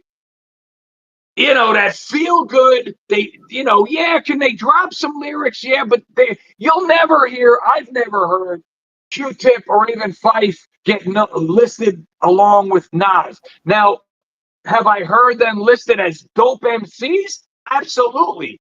This song was incredible. Most classic albums, whatever, sure. But I love, they're my Tribe Called Quest, rest in peace. Fight Biggie. Rest in peace to, Dave Trugoy from De La Soul. Like the native tongues in general, that's my love, So that was my, whole, thing. You know what I mean? So everybody, when they identify these Mount Rushmores and whatever, you really got to be clear with me on what's the list for, because you can't just say the top 5 list of dope rappers without, is it dope rapper live performance, dope rapper for lyrics, dope rapper for a commercial single, dope rapper for relatability. I mean, there's different shit. So all these people, and it drives me bananas when Billboard or Complex, it even drives me more nuts when you got, and no disrespect or shade, when you got this 20-something young guy that I have fucking cassette tapes older than, you know what I mean, is sitting here telling me or telling anybody in the world what emceeing should be and how it should be broken down, and really by their excitement, you can see that really the only talent that they consider being a talent is that fast rapping shit. You know what I mean? People have been doing the fast rapping shit forever, but only a handful can do it right. You know what I mean? Let's keep it real. If you can rap fast and nobody knows what the fuck you said, what's the point? You know what I mean? Like, I get excited. It's like, it drives me fucking bananas, dude. You know? It's like,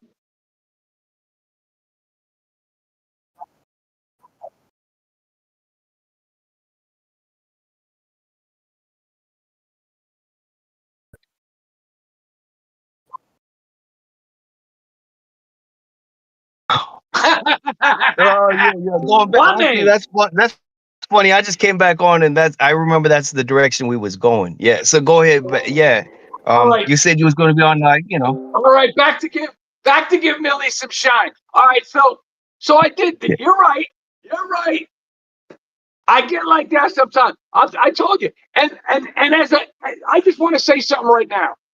Alzheimer's is not just an old person's thing. Young people get it too. So don't look at me saying that old guy keeps getting off base. I forget shit for the longest time, and it has nothing to do with age. But anyway, yeah, so he's right. Millyz, back to Millyz. So I go on, and that's why I got off track. I'm a big Tribe. I'm a big Digital Underground fan, and Money B, and that whole clique. Young Hump. I want to do a song with Young Hump. I want to do a song with Money B. Big ups to Money B for doing that drop for me. I appreciate that. God bless you. But I love Digital Underground, and rest in peace, Shock G. He had just passed away, and I wanted to show my love for him. Besides the post that I'm always posting, or if you listen to any of my features, I always have an Easter egg, that I drop in there about something hip hop. You know what I mean? So I go on Milly's thing, and I'm having technical difficulties. So now I wanna you gotta look at it. Everybody out there can go to Milly's, or actually to save time, you can go to my TikTok. There's probably less of them. And you can go to the one with Milly's, and you'll see I'm still one of the most popular duets for that song for Millyz. And I was taking the hump nose and the glasses. So I was gesturing, and then I put the glasses on, and I was doing the Humpty dance. I was just paying homage. And then I took them off, and I dropped my bars. And for some reason, there was technical difficulties. Millyz, even though it's a recorded thing, it's not like he's moving live to when people duet him, but he was frozen. And I didn't know why he was frozen, but I kept rapping, and I kept looking at the screen and wondering why the fuck he's frozen. So I'm looking at the screen, but I'm spitting my bars, and we get done. And sure enough, bing, bing, bing, bing, bing, the likes, the comments, the fucking, I'm like, holy shit, I should do more.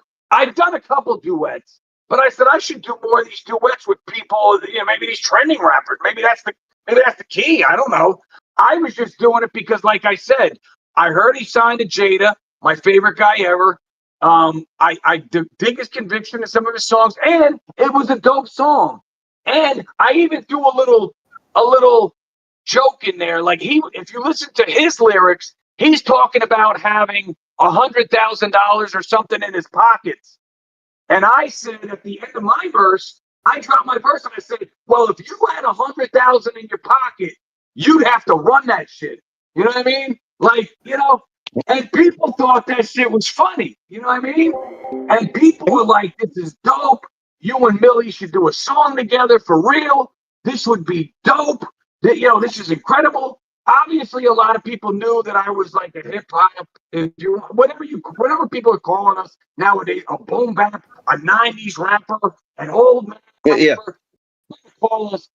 Most people knew I was that, And so they were like, this would be dope. A hip hop rapper and a drill rapper. This would be crazy. Like, people were going nuts. So, sure enough, Millyz gives me a thumbs up. He gives me a bunch of fire emojis. And I said, that was super dope of this fucking guy. Now he's one of my favorite guys. Because for people to respond, you know, and not be a douchebag about it, because my feeling, and I don't know how you guys feel, but my feeling is my feeling alone. I've said it before and I'll say it again. All you motherfuckers out there that are making $1 billion and you're on the top of the world, including you, Taylor Swift, you know what I mean? Your career is not going to be over by following that little kid in a suburb somewhere that their father just paid $6,000 for your fucking concert tickets. Your career is not going to be over if you follow them. Why do these? Is there something I'm missing, guys? Maybe you can help me with this. When you see Taylor Swift and 6 billion people are following her and she's following nobody, like, does she get more money for keeping that number at 0? Like, is there a reason why all these celebrities don't follow people? Maybe I just don't get it. But I follow every fucking body. Maybe that's why I got a hacker that hacked away all my following and I had to start over. You know what I mean? But I follow fucking you might everybody. be onto something like that. You might be onto something like that because we know about the shadow banning and we know it's real. You know, like with that right there, that could be something. You might be onto a point right there that you know, how come it isn't blowing up? You know, when they hold you back. You know, When not to what? take I'm away sorry, I from didn't hear that. you. Oh, I was saying about you might be onto something with that of like they might do that. You know, like we've heard about 50 like buying tickets for the front row seats. You know, and people don't show up to people's concerts and stuff like that. They might be doing that online. You know, to take away from that. What do you think on that? You know, like So I don't know if you understood me. like shadow banning. What I'm saying is what you know, on any social media, you know, it shows how many followers you have, but all the big celebrities and the biggest celebrities always say 0, like they're not following anybody. Is that what you're saying?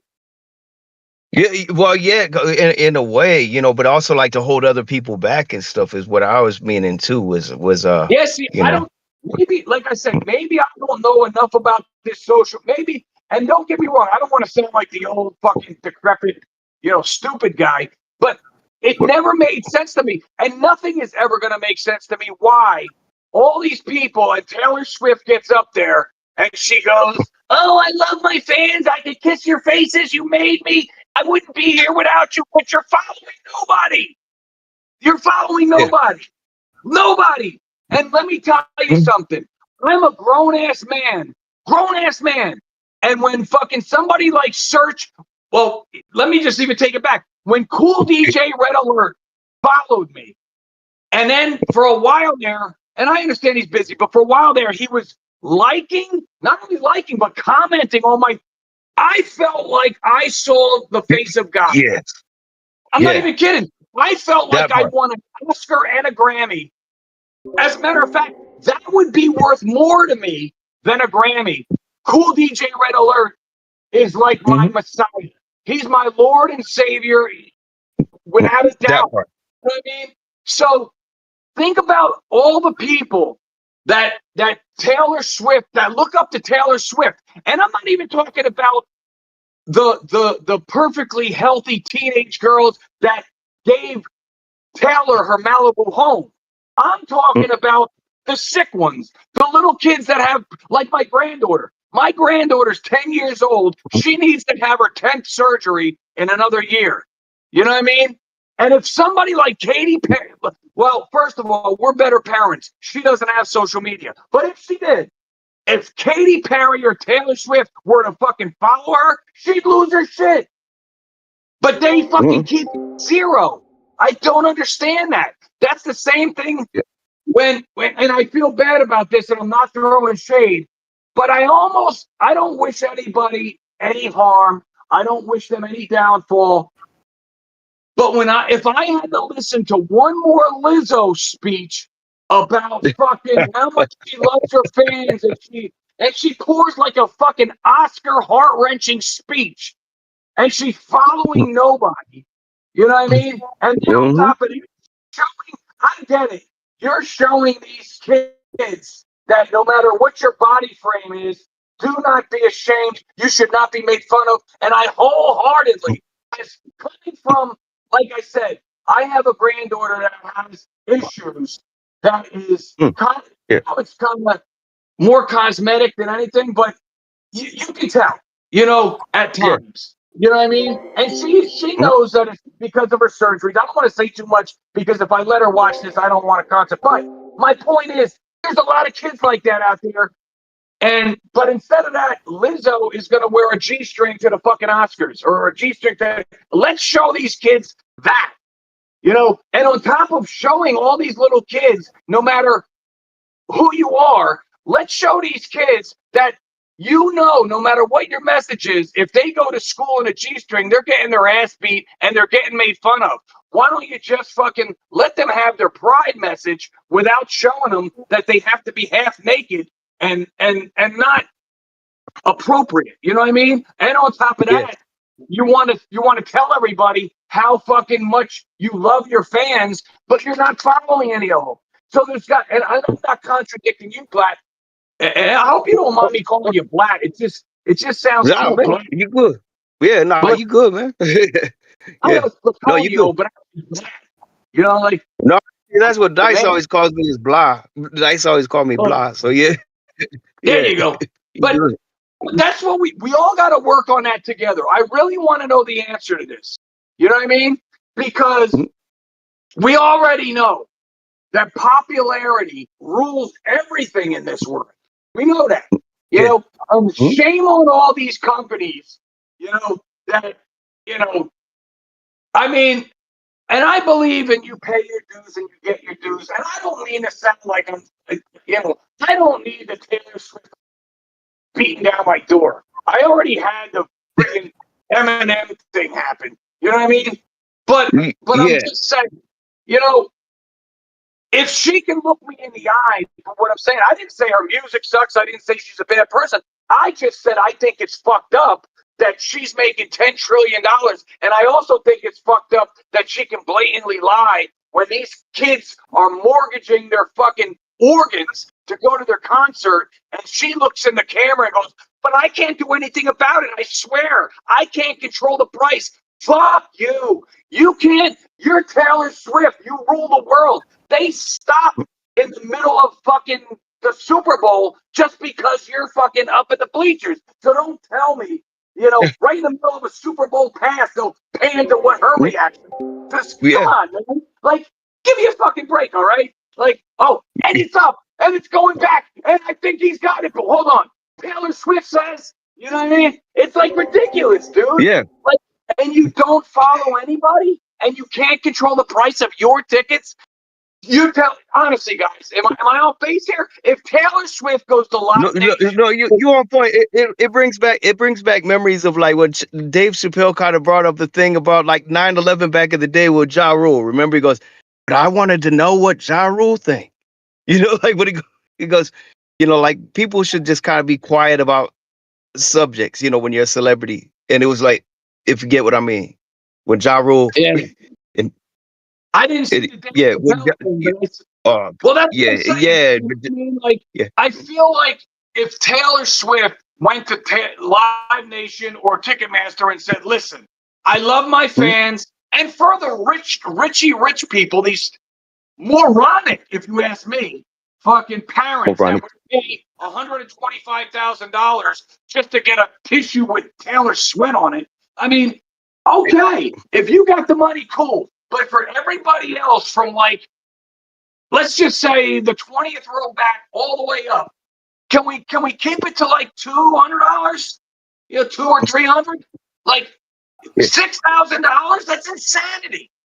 You know what I mean? Like and you're Taylor Swift. You can add another fucking concert at a venue, but instead to hype it up even more, and let's be honest, that's what it is. Not to keep on this topic, but they hype it up so that they sell out this show, and they won't add another show because you know why?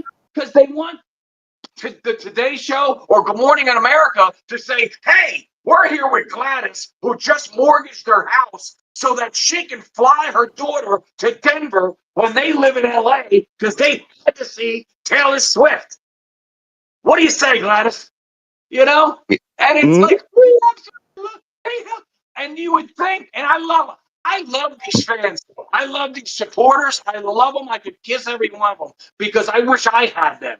You know what I mean? Nothing against my supporters. God bless you all. But I wish I had those supporters that with every song I release, I just cured cancer. You know what I mean? Like, you would think that fucking Taylor Swift went in the fucking operating room and says, "Doc, I got this," and fucking did open heart surgery on Grandpa. You know what I mean? It's like, it cracks me up, dude. But anyway, so back to, I'm sorry, again, I get back off track. Back to Millyz. Fucking 3 hours, Millyz story. Oh shit! Wait a minute. Yeah. Here we go. Yeah. Go ahead, man. Okay. I promise last thing. So I post the Millyz thing. All the people you can read the comments. They're probably still on there unless he deleted them. So I said, wow, what a cool dude. He fucking gave me this, but it was 2 of them. He gave me 2 of these, and he gave me like 3 fire emojis or something. And I was like, dope. That's a cool motherfucker to me. Because anybody that's willing, that it ties into Taylor Swift loosely. Anybody that's willing to acknowledge me, and I'm a grown man, that I appreciate you appreciating the fact that I'm doing something to further let people know about you. Well, somebody in the comments heard my lyrics, and I think the comments said, "Yo, Millyz, this dude just buried you on your own track." And Millyz went in and gave my fucking thumbs up. Oh shit! He took his thumbs up. Yo, that motherfucker. And he took the fucking fire emoji. He took a fucking. Oh shit. Yo, that was mad funny. I told my man, I was laughing my ass off. I said, yo, this motherfucker Indian gave an emoji. Oh, that shit. Yo, I'm sorry. That was just mad funny to me, man. Like, to me, and I told Black, and I get the sense you cats are like the same thing as me. I don't know if it's just that we're guys that have been doing this a while. We love doing it. We love hip hop, and to be honest with you, after you've been in this industry so long, when superstardom does not come, and you've gotten fucked in every orifice that you can from this industry, you don't take anything. And not to mention all the devastating shit that goes on in my life. Like I got, like I said, not to put, their business out there. My granddaughter's got her issues. Her mother, my daughter's got her second brain tumor. They took the tumor out. It came back in. They can't get it because it's wrapped around her carotid artery. When it's shit like that, you take nothing really too seriously. That's why some of these things that I question, it's learning, and I want to know, and I don't think it's fair, but I'm not saying it for me. Trust me, I promise you. I'm not sitting up at night crying, going, why is Taylor following me? I'm just saying, why isn't Taylor following anybody? You know what I mean? Yeah. Or at least, if you've got 6 billion people following you, couldn't there be a ratio? Like, at least follow 1 billion people. If you got 6 billion followers, at least break off 1 billion people with a little follow. Do you know, I'm sure you do, how many people would be fucking elated to wake up? It would be like Christmas morning. Holy shit, I got a follow from Taylor Swift. It would be amazing to them.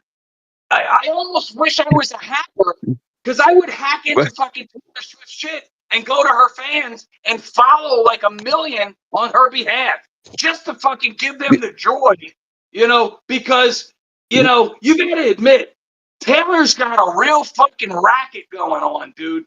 She doesn't even have to drop a record, and the fucking thing sold 2 billion records. That is, I gotta be honest with you, that is, the only difference is, here's the difference. If that was me, and I'm not saying she don't do a lot of good. I don't know, maybe she does, maybe she don't. But do you know how much good I would do? I swear to Christ, as I'm saying, her type of fan or fortune, you know, do you know how many MCs would have a record deal instantly? You know, and you know how many kids would get a follow? Do you know how many people? I mean, you know, whatever, dude. You know, enough with the Taylor Swift. You know, watch tomorrow. They're on the Today Show. Smokers Podcast gets shut down because they let the wrong guest on. Well, man, we've had several of those kind of things. You know, like like So we've had episodes. Yeah. But anyway, you know, You so good, man? that's the Millyz Yeah. story I thought was really fucking funny. And real quick, just to cap off, because I think I forgot the Serch story. You know, God bless the Serch, because, like I said, he was mad cool before the record came out. Then he blew up, and he was at. I mean, when Third Base's record hit, I don't give a fuck what the record sales are and all that other horseshit. People, yo, they were the shit. I don't get anybody that would say that they weren't the shit. They were the shit, man. You know what I mean? And when you go to a concert, you go to any concert of Third Base, you know, people are into it. Guys, girls, black, white, whatever. But let Brooklyn Queens come on and look at every female in Brooklyn that Queens, yep. motherfucker lose their mind like fucking Boys to Men were singing. Like, you know what I mean?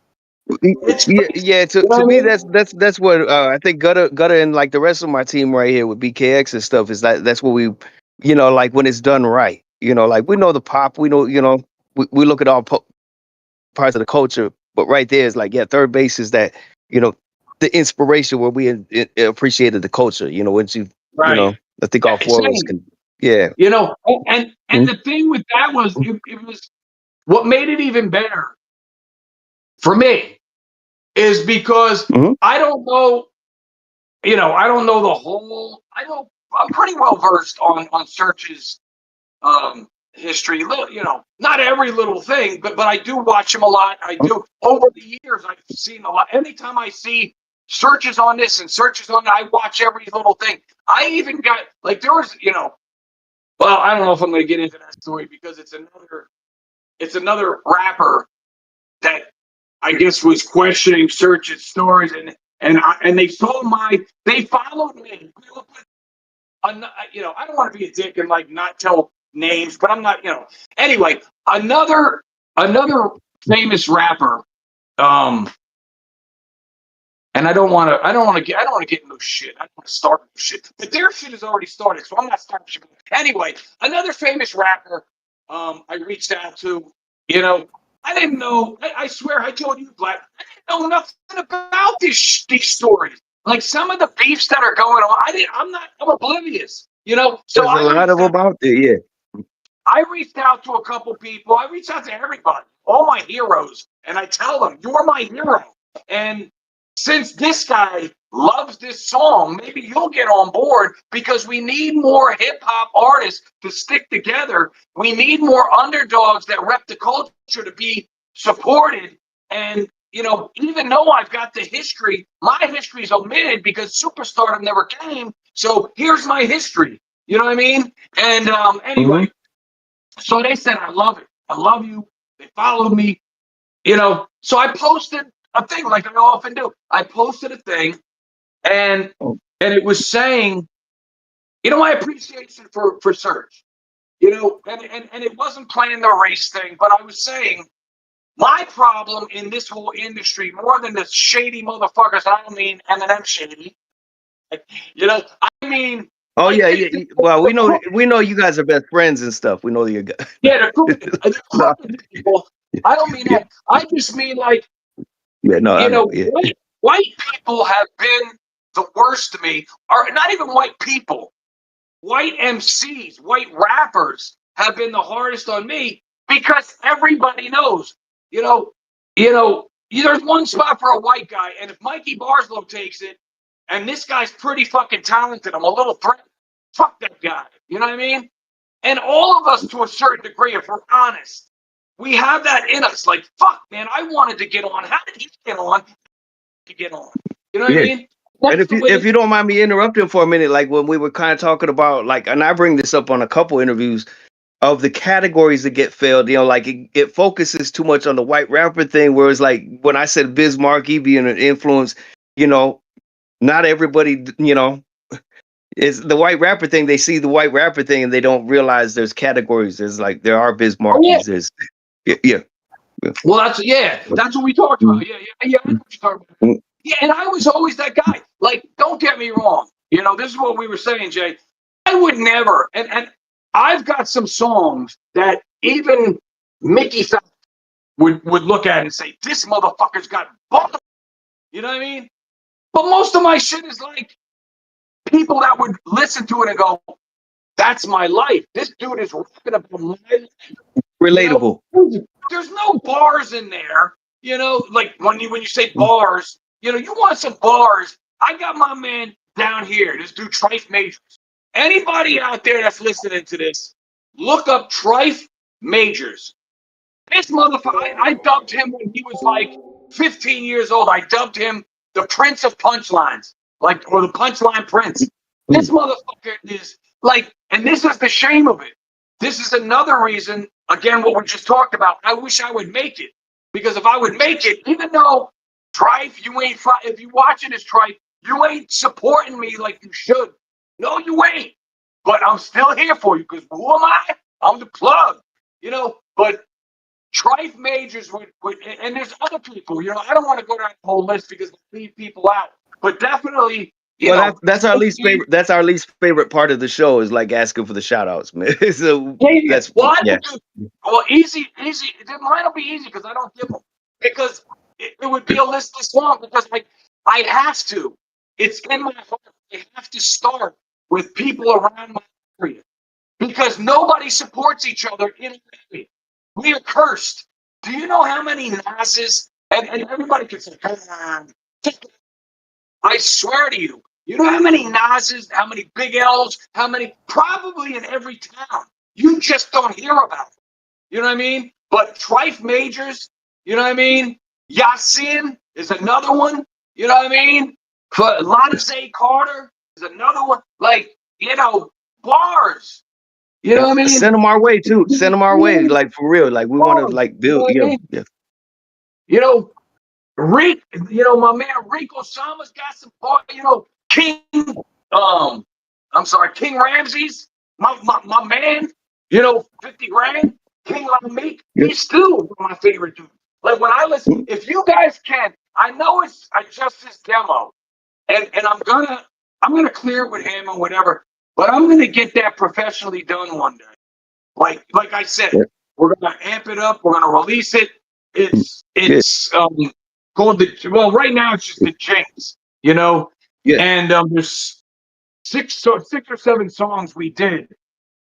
It's on my SoundCloud. I posted it just because I was on a nostalgic kick and I found cassettes and I said, it'd be funny if I posted these cassettes and you'll see on the sure the cassette. Right. I just thought it was funny. Well, actually, we must have done a better job mixing his shit, and our shit must not have been mixed. You know what I mean?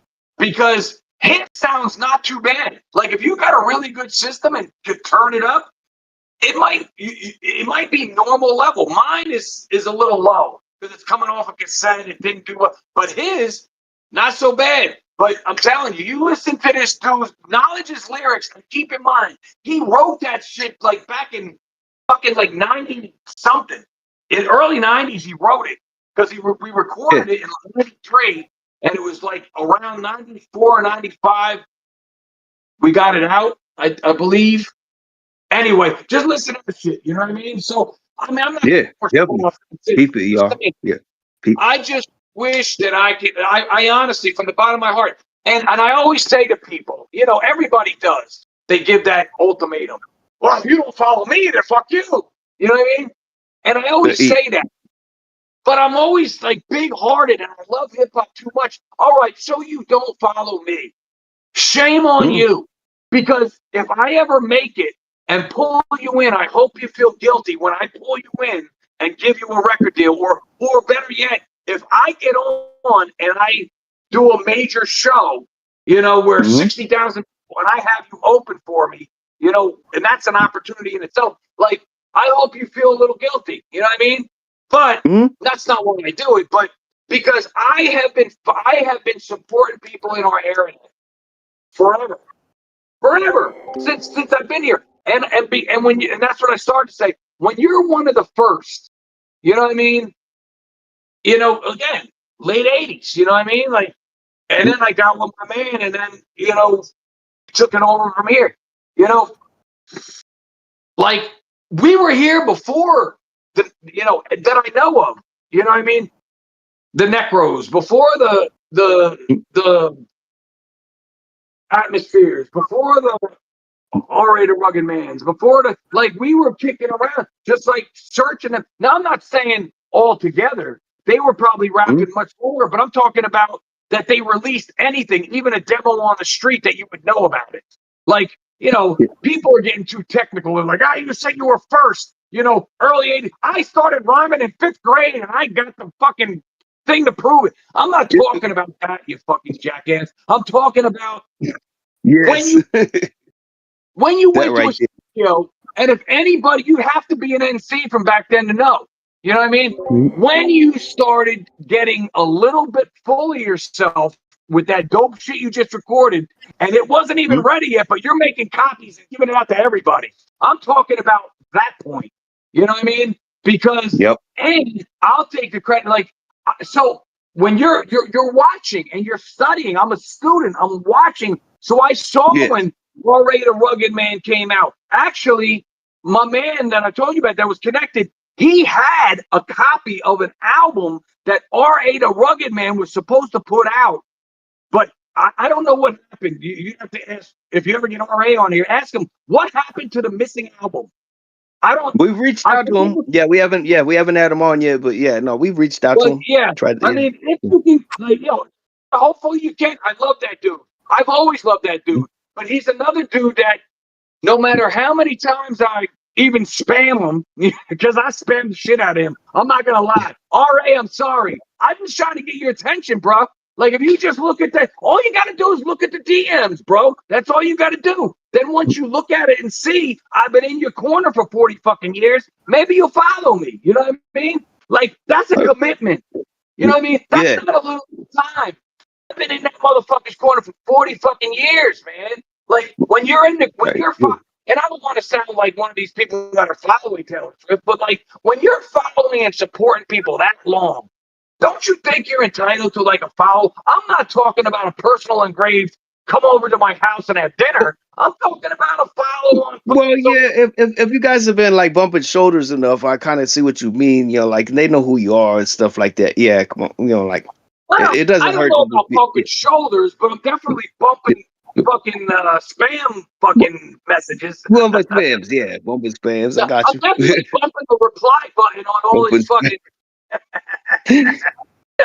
That's not so bad. That's a Blah Diddy. That's a Blah Diddy statement right there. Let's keep it real, people. Let's keep it. Yeah, let's going back to Who that will admit to some as almost embarrassing as to say is, yes, I am spamming R.A. on a regular basis. You know what I mean? Yeah, no. But and Slug, if you see this, Slug, come on, bro, damn. You know what I mean? Be real. Come on, be real. God damn, be real. You know what I mean? Damn it, bump spam. Come on and bump spams with me. No. Come on, be real. I want to be on Dr. Green Thumb. God damn it. Yeah. Right. Yeah. But yeah. You know, that's just funny, not to get off track, but I remember when before Cypress Hill even came out. I don't even know where I got it, but I got a tape. I don't know what's shit. See, this is a story I should open my mouth because the story ain't as cool if you don't have the exact song in it. But I had Cypress Hill. Maybe Hits from the Bomb. Yeah. Let's just say Hits from the Bomb.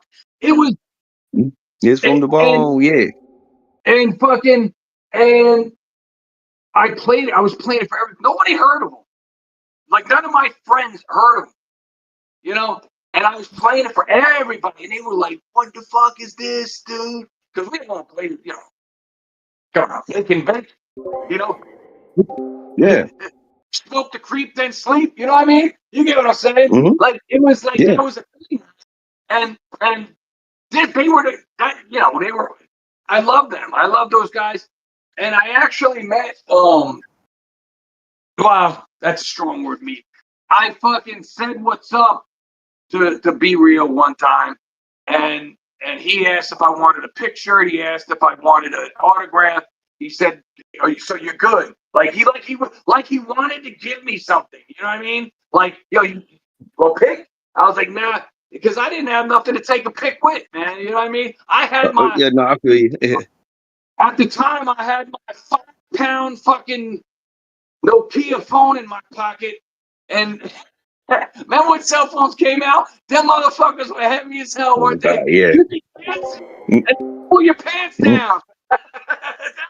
Yeah, ooh, hell yeah. I was at a show, man. I had that fucking heavy ass shit. I was like, nah, you know. And then he was like, yeah, you think what, autograph? I was like, nah, I'm good, bro. Thanks, man. You know. And he was like, all right, man. Like, he was like, that was mad cool. Like, these are the motherfuckers that I love and look up to, man. Like, but anymore, or not to segue into this, when that whole thing came down about what, like, I'm gonna go conservatively 10 years ago, and all these, you know, let's just say, fucking Soldier Boy fucked up the whole world. You know, he was definitely in hip hop. I'll give him a hip hop credit. I don't know what he knows about hip hop, but as far as hip hop, he definitely took hip hop into the digital age. You know, like the whole technical, you know what I mean? I get where you come. Right around that time when Soldier Boy started dangling what could be done with the internet and all that other bullshit, that's when the industry said, fuck it. We're going to prioritize. We're not signing anybody with talent no more. This is no reflection on Soldier Boy. I'm just saying the story. Yeah. Talent. Let's just sign these popular motherfuckers that can dance around in their underwear in the living room and they get 5,000 views. I mean, 50 million views on MySpace. So we'll sign that motherfucker. And you notice I said MySpace. You know, they said, let's sign that motherfucker. You know, me and Todd are going to sign this motherfucker, and they're going to be rich and famous and affect the talent. And then from there, it spread. And all now, if it wasn't already a thing, all the pioneers, all the architects of hip hop were already starving. They were starving. Yeah. There was no podcast. There was no internet. There was no shows. Let's be honest. You couldn't see fucking, name your favorite group. You couldn't see them if you wanted to until Hip Hop 50 happened. Once Hip Hop 50 happened, some doors opened up for a lot of them. And when that happened, even my superheroes, even my legends on legends, and I don't want to badmouth them, but even them, they, not like it used to be, not like Biz used to do it, not like a lot of people used to do it back, and they reached back and helped an up-and-coming hip-hop guy. These hip-hop artists now that have been starving for years, now it's for Hip Hop 50, now you see them on every venue. You know what I mean? All the old school groups that you used to wish you could see in concert, now you can see in concert. It was the greatest time ever.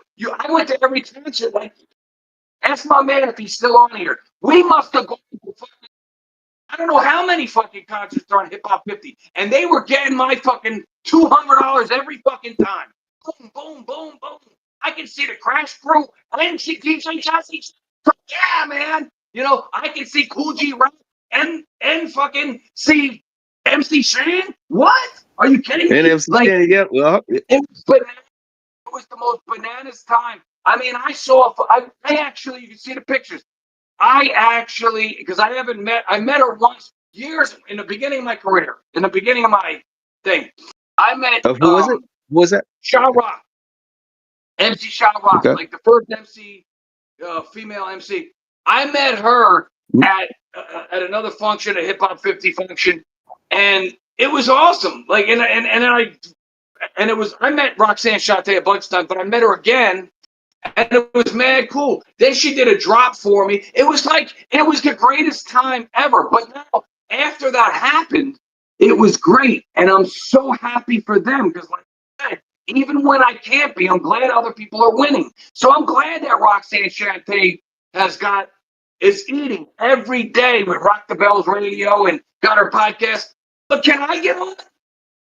Can somebody else that's not famous get on? Like, even if once a week you had us nobodies on, you know what I mean, to tell our story.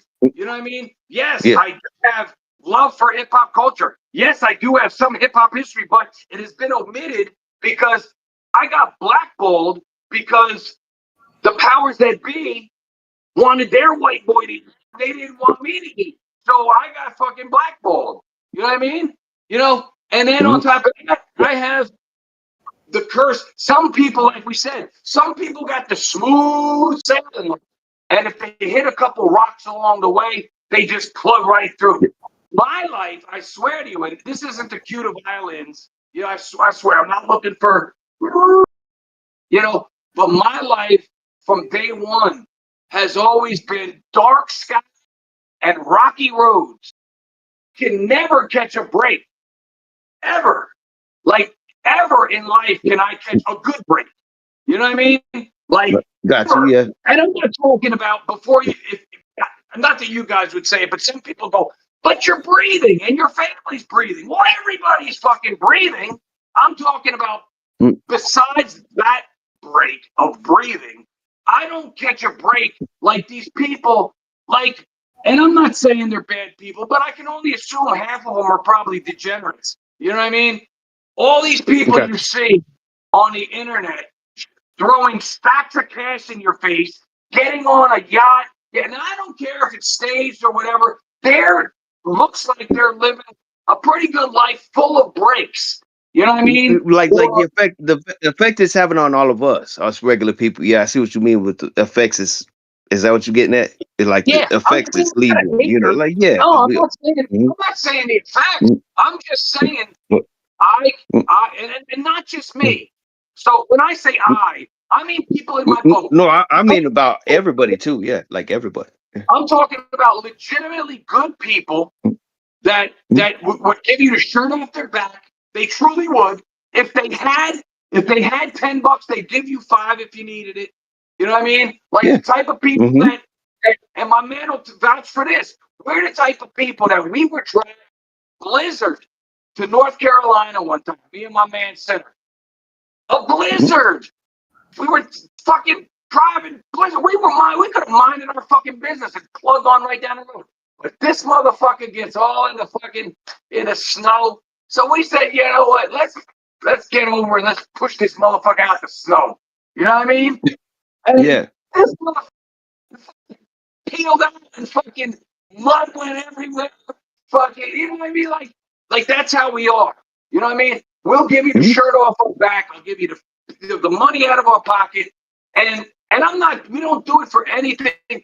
But when you do 250 million good deeds and God, the universe, whoever can't see fit to give you one thing back. All right, I'll take any one thing, not even for me. Make my mom healthy. Make my granddaughter healthy. Make my daughter not a.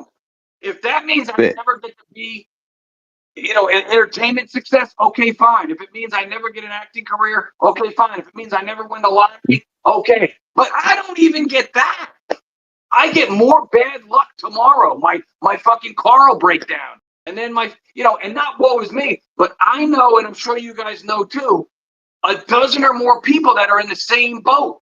Like good people that, you almost want to, get a break in life so you can help them out. You know what I mean? But then you see, what I mean is then you see all these degenerates. That's a strong word, degenerate. You see all these people on the internet, half naked, smacking asses. Look at my money. And then these are the people that are invited on all the biggest podcasts, on all the biggest lives and streams. And it's like, what the fuck is going on in this backwards universe? There's like me and my grandson watch this shit on the internet, and God willing, I know they say, well, you can do it too. If I could, I would. You know what I mean? But Yeah. my grandson has a fetish. He loves inflatables and animatronics. All right. Now, I would have never known. This is my, you know what I mean? This is my total Yeah. ignorance of what the fuck's going on YouTube or Yeah, I'd be a little bit like, yeah. Yo, you go on to YouTube and there's 10 million videos of guys going to Home Depot and buying fucking inflatables, and they got 71 million views. What the fuck, man? You know what I mean? Like, anyway. So next year I'm hanging up the mic and you're gonna see Poppy and Cam's inflatable search. And I'm gonna say, and now, boys and girls, today we're gonna go to Arizona to the Spirit in Arizona. We're gonna pick a Black on the way. Hey, Black, where's your closest Spirit? Oh no. Damn, dude. Anyway, so long and the short, and that's my fault. I don't know how long we go on these things. I know we got off on. I mean, I had a good time. Well, definitely, if you're having a good time with us, like we'd like to have you back. You know, like this don't have to be the only time. I was gonna say, you know, like what you say, you know, where we go. If you're having a good time with us, that's the first thing. Yeah. I do want to cap it off again by saying that. Yeah, that's what I was going to say. Thank you very much for having me. I appreciate you hanging in there with me. I know we were going to do this before. I had two surgeries. So I know before we had the two surgeries, and my foot is absolutely killing me right now. I got it up on a pillow, not to sound geriatric, but I had foot surgery, and the foot is killing me, and it's barefoot. So I'm supposed to be wearing sneakers and whatever to get ready to go back, but I wear a sneaker, and the whole next day, man, my foot feels like somebody beat me with a sledgehammer.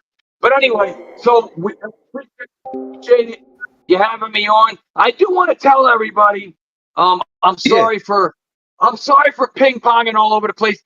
This is not how I intended, but we started off, once you have a couple chuckles and you start getting off, Taylor Swift, God damn you.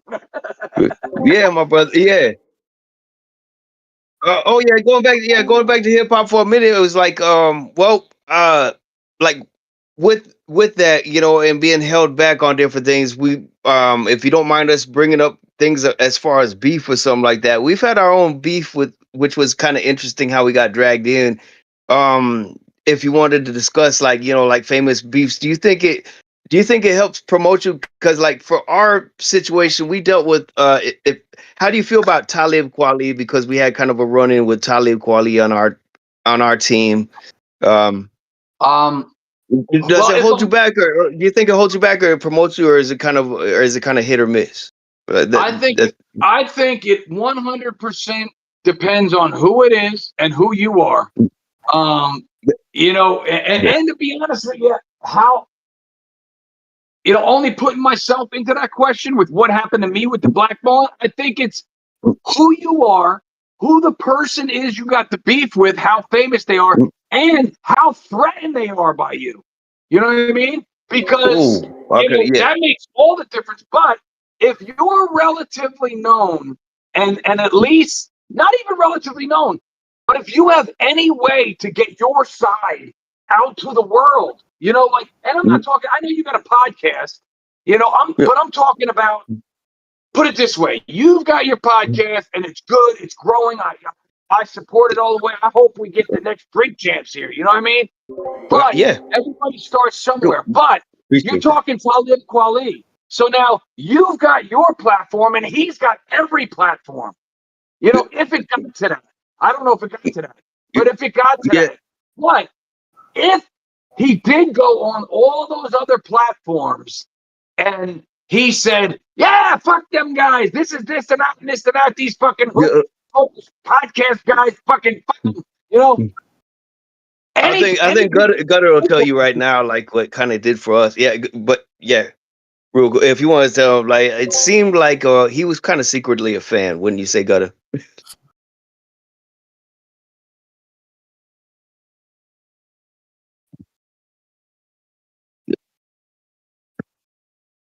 You know Royce the 5'9", of course, I'm sure. Yeah. Yeah. Who's 1 second? Who's the rapper? Kid Vicious? Yeah. Mm-hmm. Yeah, that's Royce's younger brother. Yeah. Okay, go ahead.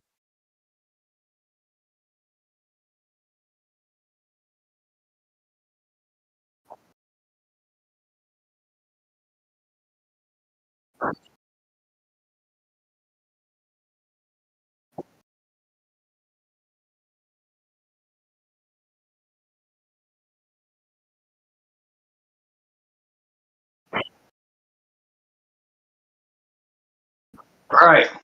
That's funny. Well, that's what I'm saying. If they do that, any publicity is good publicity. But what'll happen is a lot of the time is they'll go on and tell their story, and they'll say, an unnamed, a couple of unnamed podcasters thought they were being funny, or whatever the fuck, and they won't name, and he'll get his say, and his fans will say, well, damn, now I'm mad, and they'll support him in it, but they don't know that it's you, as long as they know it's you, and then, like I said, one time, I'm glad I asked that question. Yeah. Like in my case, it was a fucking curse, you know what I mean? Like, I got blackballed for 4 years. I couldn't fucking take a piss. It's like, I had three other record deals, and when I went to the record companies, once they found out, and that was mine, they would have found out, but I was like, the record, real quick, the record in question was played on the radio, and it was, I'll just say it. It was an Eminem. It wasn't even a diss. It was an Eminem. Yeah, that one was a diss, actually. Like a slap. Yeah, but more of a harder slap. Yeah. Yeah, but the first one that I put out was just trying to get his attention, to say, hey, I'm supporting you. I did what you're doing, but I just want to know, because I've seen, like I said, being one of the first guys, you want to know who the gimmick guys are and who aren't the gimmick guys. So I was trying to reach out to him before he even got famous. Hey, are you legit? So he was at the Lyricist Lounge one time, and we missed that beat, or at least the rumor was he was, and this is all not as a famous basis. This is like MCs on the underground that all go to different same places saying, hey, you're going to go over here? Yeah, that white boy is going to be over here. And he would be always that white boy, that white boy, and then he got with the Outsiders, which is, in our neck of the woods. And we said, hey, maybe we'll try to go by the studio where they work, not to bum rush them, but we didn't think anybody else would give a fuck because they were from Jersey. We were from Jersey, So, we were going to do that, but then we found out he wasn't there. So I said, you know what? I'll get his attention by putting out a song. So I put out a song. It went crazy in the streets. There was no internet, no, whatever. So it went crazy in the streets. And then, long story short, I'm going to make this long story short. Anybody wants to see it, maybe on another time, or they can go to my site and they can go to In the Spotlight and they can see the whole story. But so that was that. And then I wanted to get a deal with Shady Records. And I was talking to them dudes for 5 months. I got to the point where the dude was like, yo, I think it's time for you to meet Marshall because, you are incredible. You are amazing. You are like this dude that was the head of A&R over there or up the food chain was like, but do you have anything real commercial we could put out as a single? Do you have a single? And I said, absolutely, I have a single. I wrote a song for my mom called All I Can Say. It's a great song. People are crying over this song. My man DJ Skills produced this song. It's an amazing song. He said, send it to me. And of course, us old school motherfuckers, what we do is we have to make a beeline to the studio. I got to get my guy at the studio to put it on the disc. Then I got to go to FedEx and go to FedEx. I told the motherfucker, yo, put that new shit on the fucking CD. He put the CD and one of the disc tracks on the CD. Like, the first disc track. And then when he got it, you know, I was no longer dope. I was no longer the next shiny of the label. I was garbage, and basically he said Eminem was going to bury me. You know what I mean? So when he said that, I went to the studio and I smoked the blunt all the way to the studio. My freestyle was okay at the time. I freestyled like 8 bars or more of a song to that Fat Joe song, New York. You know, Fat Joe and Jada and New York, yeah. New Going York. to Clear, going to New York.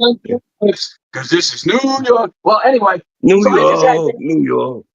I had that beat, I freestyled on it, and then I had all the guys in the studio that day. There was all the guys up in the studio, and they was like, "Oh shit, that's Blondie! Oh shit, yo, you killed him with that!" Like they were going crazy over it, you know. So I was like, "Fuck, maybe I got some." So I wrote the rest. I sat down, I wrote the rest. We recorded it, and I made copy after copy after copy after copy, and it had nothing to do per se with any of that click.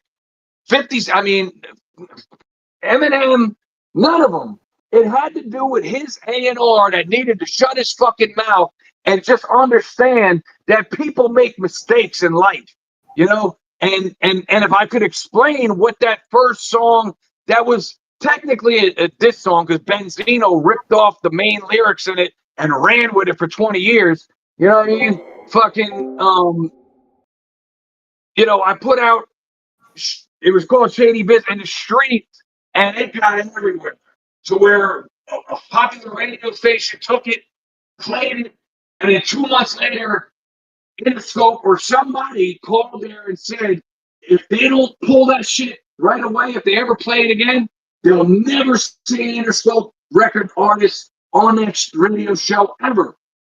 You know? Wow. And then, but I didn't give a fuck. I had those songs that I was telling you about.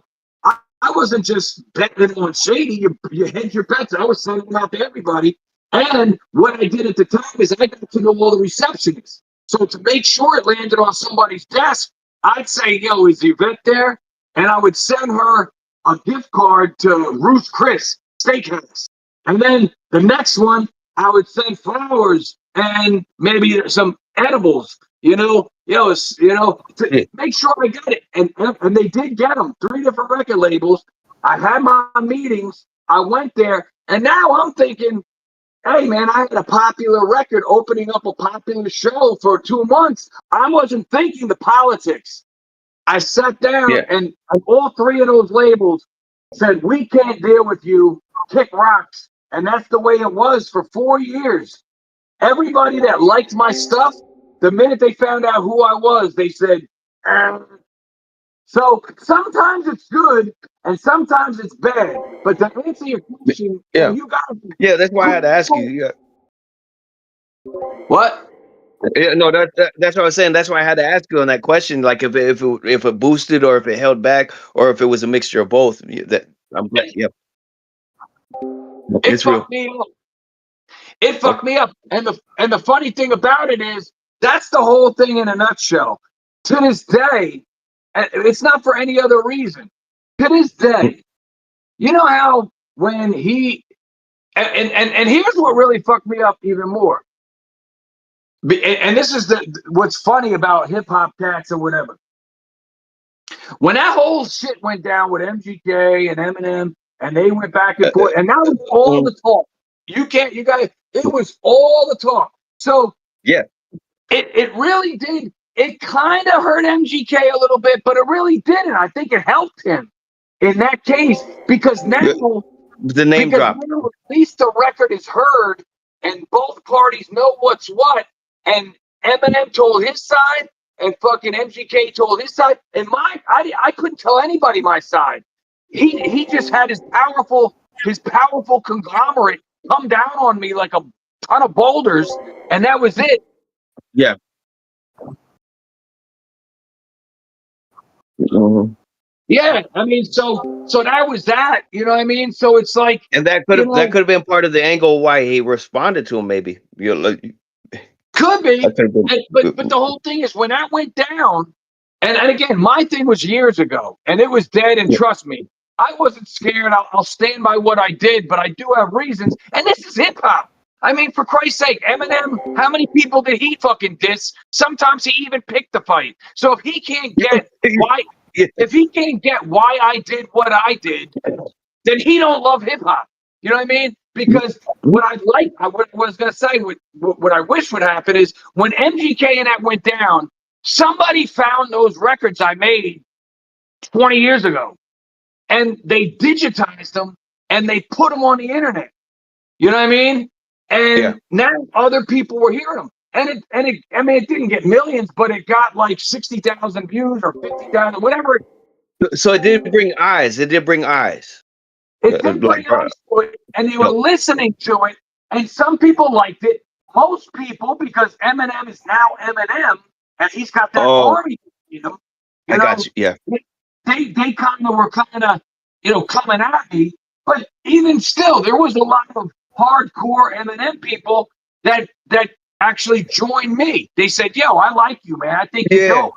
You know, especially once they heard the story. But what I wish would happen, when shit like that happens, you know what I wish would happen, even for you guys?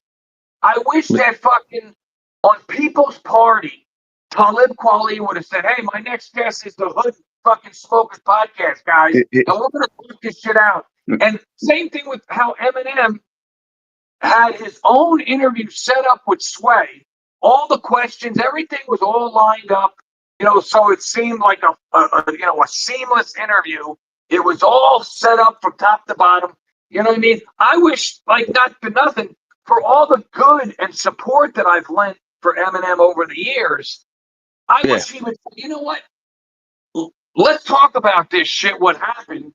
You know, I'd like to know, honestly, you'd never know, because he owes nothing, and nor would he want another white guy in the mix now, because he's on top of the hill. But in any case, you know what I mean? I'd like to know, did he know anything about it? You know, was it Interscope that shut me down? You know, because that's my life. You know, I don't cry about it, but that was my life. This was my dream. Yeah.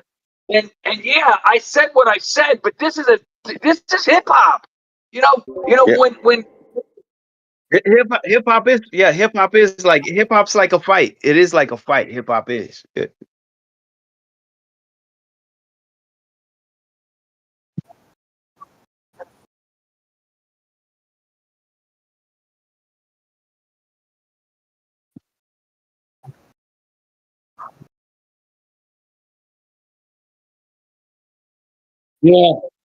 I don't know, but I just think it would be cool to say, hey, you know, all right, peace out. You know, this is good. You know, of course, in a I don't know, bizarro world, which you know, you'd like them to say, you know what, you've been kicking around for a lot. Like you'd like him to do what Nas is doing.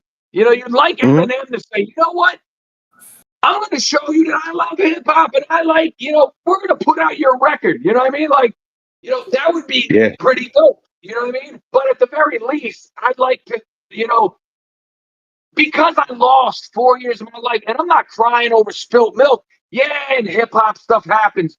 But come on, how many times it should be a battle over battle and let the people decide, not whoever has the most powerful person will end your career. You know what I mean? Yeah. That's kind of bitch shit to me. Yeah.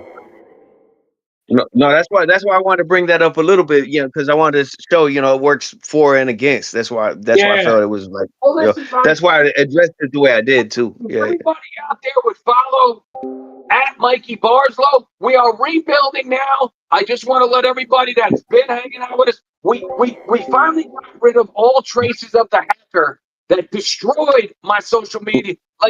Like I had this, they called it an international hacker. I don't know what the difference is with an internet. Maybe because he was from international waters. I don't know. But it was a hacker from overseas anyway that somehow hacked into my thing. And he took my account. It was my account. It wasn't like a fake account and he was fooling people. He actually locked me out of my own account and was using it. And he scammed people. He was doing shit. And the thing that made me the most upset is a lot of my supporters, I never had 10 million. I only had like, whatever it was at the time. I think it was like 50,000 or something like that when everything went to shit. But those are people that are real followers from the door, dude. Like that really like you, that relate, that the kind of people that write you an email and say, your song for your mom meant everything to me. And these are people that this hacker fucked up, not to mention, it got rid of a lot of my views and my likes and my comments, even the ones that I made for other people. And that hurts because I don't give a fuck. I really don't. But this industry cares about views and likes and all that shit. And when you know what it is, you creep and you creep and you creep. And and you feel like it's slow but steady, but you finally get to so many views and so many likes. And some dickwad wants to get on the fucking internet and because he's got no life and fuck somebody up and do bad shit to other people, but we got rid of them. So anybody that follows me, you can follow me now, but I will say this. I used to follow everybody, just like I said earlier on my Taylor Swift. Yeah. I used to follow everybody, but now the way that because of what happened, they let me back in. I got my account, but there are certain restrictions that you might not have that I have now. That they're not so tolerant of me because they never knew that it was a hacker. They thought it was me doing all that shit. And I guess he got a lot of red flags on my behalf. So now I got my account back, but I'm still on the shit list with them, So if anybody wants to follow me, I will follow you right back. But you have to follow me first. And I would Yeah. Plug it real quick if you want. Yeah, plug it real quick. Yeah, So it's at Mikey Barslow, just like it says on the screen, but all one word, at MikeyBarslow. And it's that across the board. And Facebook is just Mikey Barslow. You can see, my face. This is me. What else? YouTube, Twitch. I don't do the Snapchat and shit. I do everything else. You can follow me. You can see a lot of on Instagram, on TikTok. God bless. I want to say, from the bottom of my heart, to all the legends out there that I've looked up to my whole life that have decided to follow me and do shout outs for me.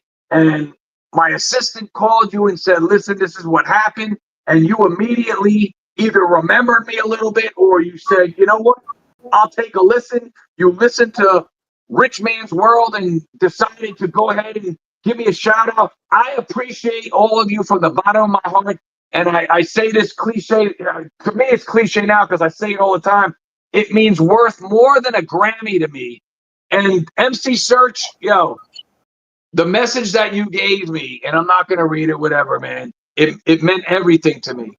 I'm going through a lot in my personal life, guys. So anything like that means a lot in your professional life, as a hip hop guy.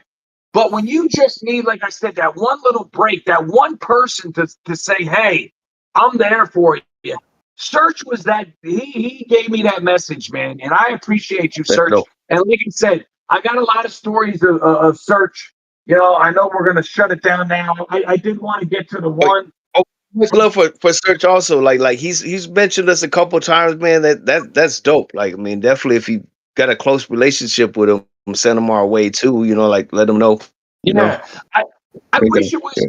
I wish it. Like I said, everything's like a development thing. Like even he said with a couple people that he ran into in his endeavors, and he first you meet, then you talk, and then you whatever, and then he says, now I consider this guy a friend, talking about this other guy. So I'm hoping that we get to that level, you know what I mean? Not to be, I'm secure enough of my masculinity to say, I'd like to be Serch's friend. I'd like Serch to say, that's my friend, you know what I mean? So that would be dope to me, you know what I mean? But I'm good, like in my life with everything going on and everything that's happened professionally and personally, I'm just good with all my superhero people that I looked up to and admire and respect. if they just hit that follow button, that means a lot. Yeah. And every once in a while, when I put a song out, maybe take a listen. Even if you gotta compete for me, it means a lot. It means that I'm not invisible in this 40 years that I've put in this hip hop thing. You know what I mean? Yeah. But anyway, listen, guys, I appreciate it. Big ups to everybody out there. Sorry for queuing the Oh violin. yeah. Keep my number saved, man. Keep my number saved, man. Definitely would chop I it up, will, man. guys. I will, guys. And you know what? Just keep watching for different things. You know, we support. That's the thing. We support each other. You know, I like you, you like me. I post you, you post me. Eventually, we'll get to the mountaintop, bro. Yeah. You know. Now let me ask you a Blatonio collab question, like just a weird out of the blue one. Okay, if you had to pick, you know, you get three choices, you know, like there's three choices: Millyz, Eminem, or Benzino. Who would you choose? As you know, like they offer that free of charge, whatever. You get I'm a sorry. chance, but you got to choose You one. cut out hear the question. I'm sorry, B. Okay, you can only choose one, but okay, Eminem, Benzino, or Millyz. To do what? To do a collab. Do a track together. Yeah, do a track. Yeah. No charge, but you know, you can only. Yeah, yeah. All that. Yeah, Oh, video. I mean, of course, you know that's a you know, and not even be honestly, this is not even because of it being Eminem. If Eminem Right. was Eminem without being Eminem, I'd still pick Eminem out of those three. Okay. Yeah, that's what I mean. Yeah, that's why I wanted to ask that question. You know. Despite that history, I've Mhm. always supported Eminem from the door. And if he took a look at my life and his life, there's probably nobody in this world that has a closer life. I'm talking about right down to basically being raised in a trailer park. Like me and his life couldn't be any more similar, you know. But I will say that Yeah. even to sell records, and even if I had a beef, I could never talk about my mama like that. So that's a big difference. Yeah. No. Now listen, yeah, but No. that's it, We appreciate guys. having you on, brother. Like, if there's any little shout out. And get ready because we got a banger dropping. My man Jim Center that was on here before produced it. People were talking. They love what's going down in the industry. So we got that 90s vibe coming back to you. That production, that 90s vibe, and we got the message is especially to MCs and struggling artists, mental health issues that everybody will relate to. I'm talking about this is the song of struggle from every level. You know what I mean?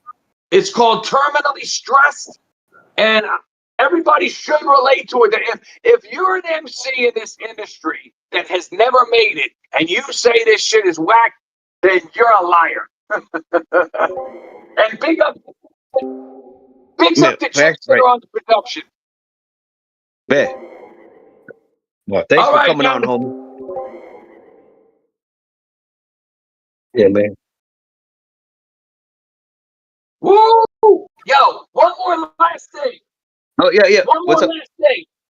Wait. Everybody needs to bring back Saturday cartoons. What's up, man? Oh shit. Here we go. Bring Yeah. back Saturday cartoons. Word. Everybody Yeah. check out that video. It's on Instagram. You know, big ups to Redman. We're going back and forth promoting each other's shit. Redman, big up. I don't know why I did that. That was kind of, I don't know why I did that. Yo, I take Hey, that. no. I Yeah. take No Diddy. that. No Diddy. Good. No Diddy. Yeah. Blah Diddy, but no Diddy. No. Yeah. Salute, homie. Yeah. Much love. You have a good night. Yeah. Yeah. Peace, my brother. Yeah. Yeah. Yeah. Shout out to all my co-hosts and shout out to our guests. You know, yeah, that's my last thing. So salute. Definitely catch you on the rebound, y'all. Oh yeah, no, I seen that. At least it got the UTFO on there. At least it got UTFO. That's what I'm saying. Shout out to Doc Ice. Yeah, yeah, he already knows. He already knows. Yeah. Yeah, yep. Oh, yep. Get that right there, Mikey Barslow, right there. And I hope that's like the shirt up. I hope that's the shirt Just I'm getting. Yeah. keep I'm talking. still waiting on it. I was. Yeah. Or is that the one? Yep. Yeah, it's on the way. I know that. But yeah. Much love, y'all. Yeah, I've been frozen, but yeah, UTFO is kicking live and lethal. So yeah, peace, y'all. What's up? Boom, boom, boom, boom. Yeah, we got it.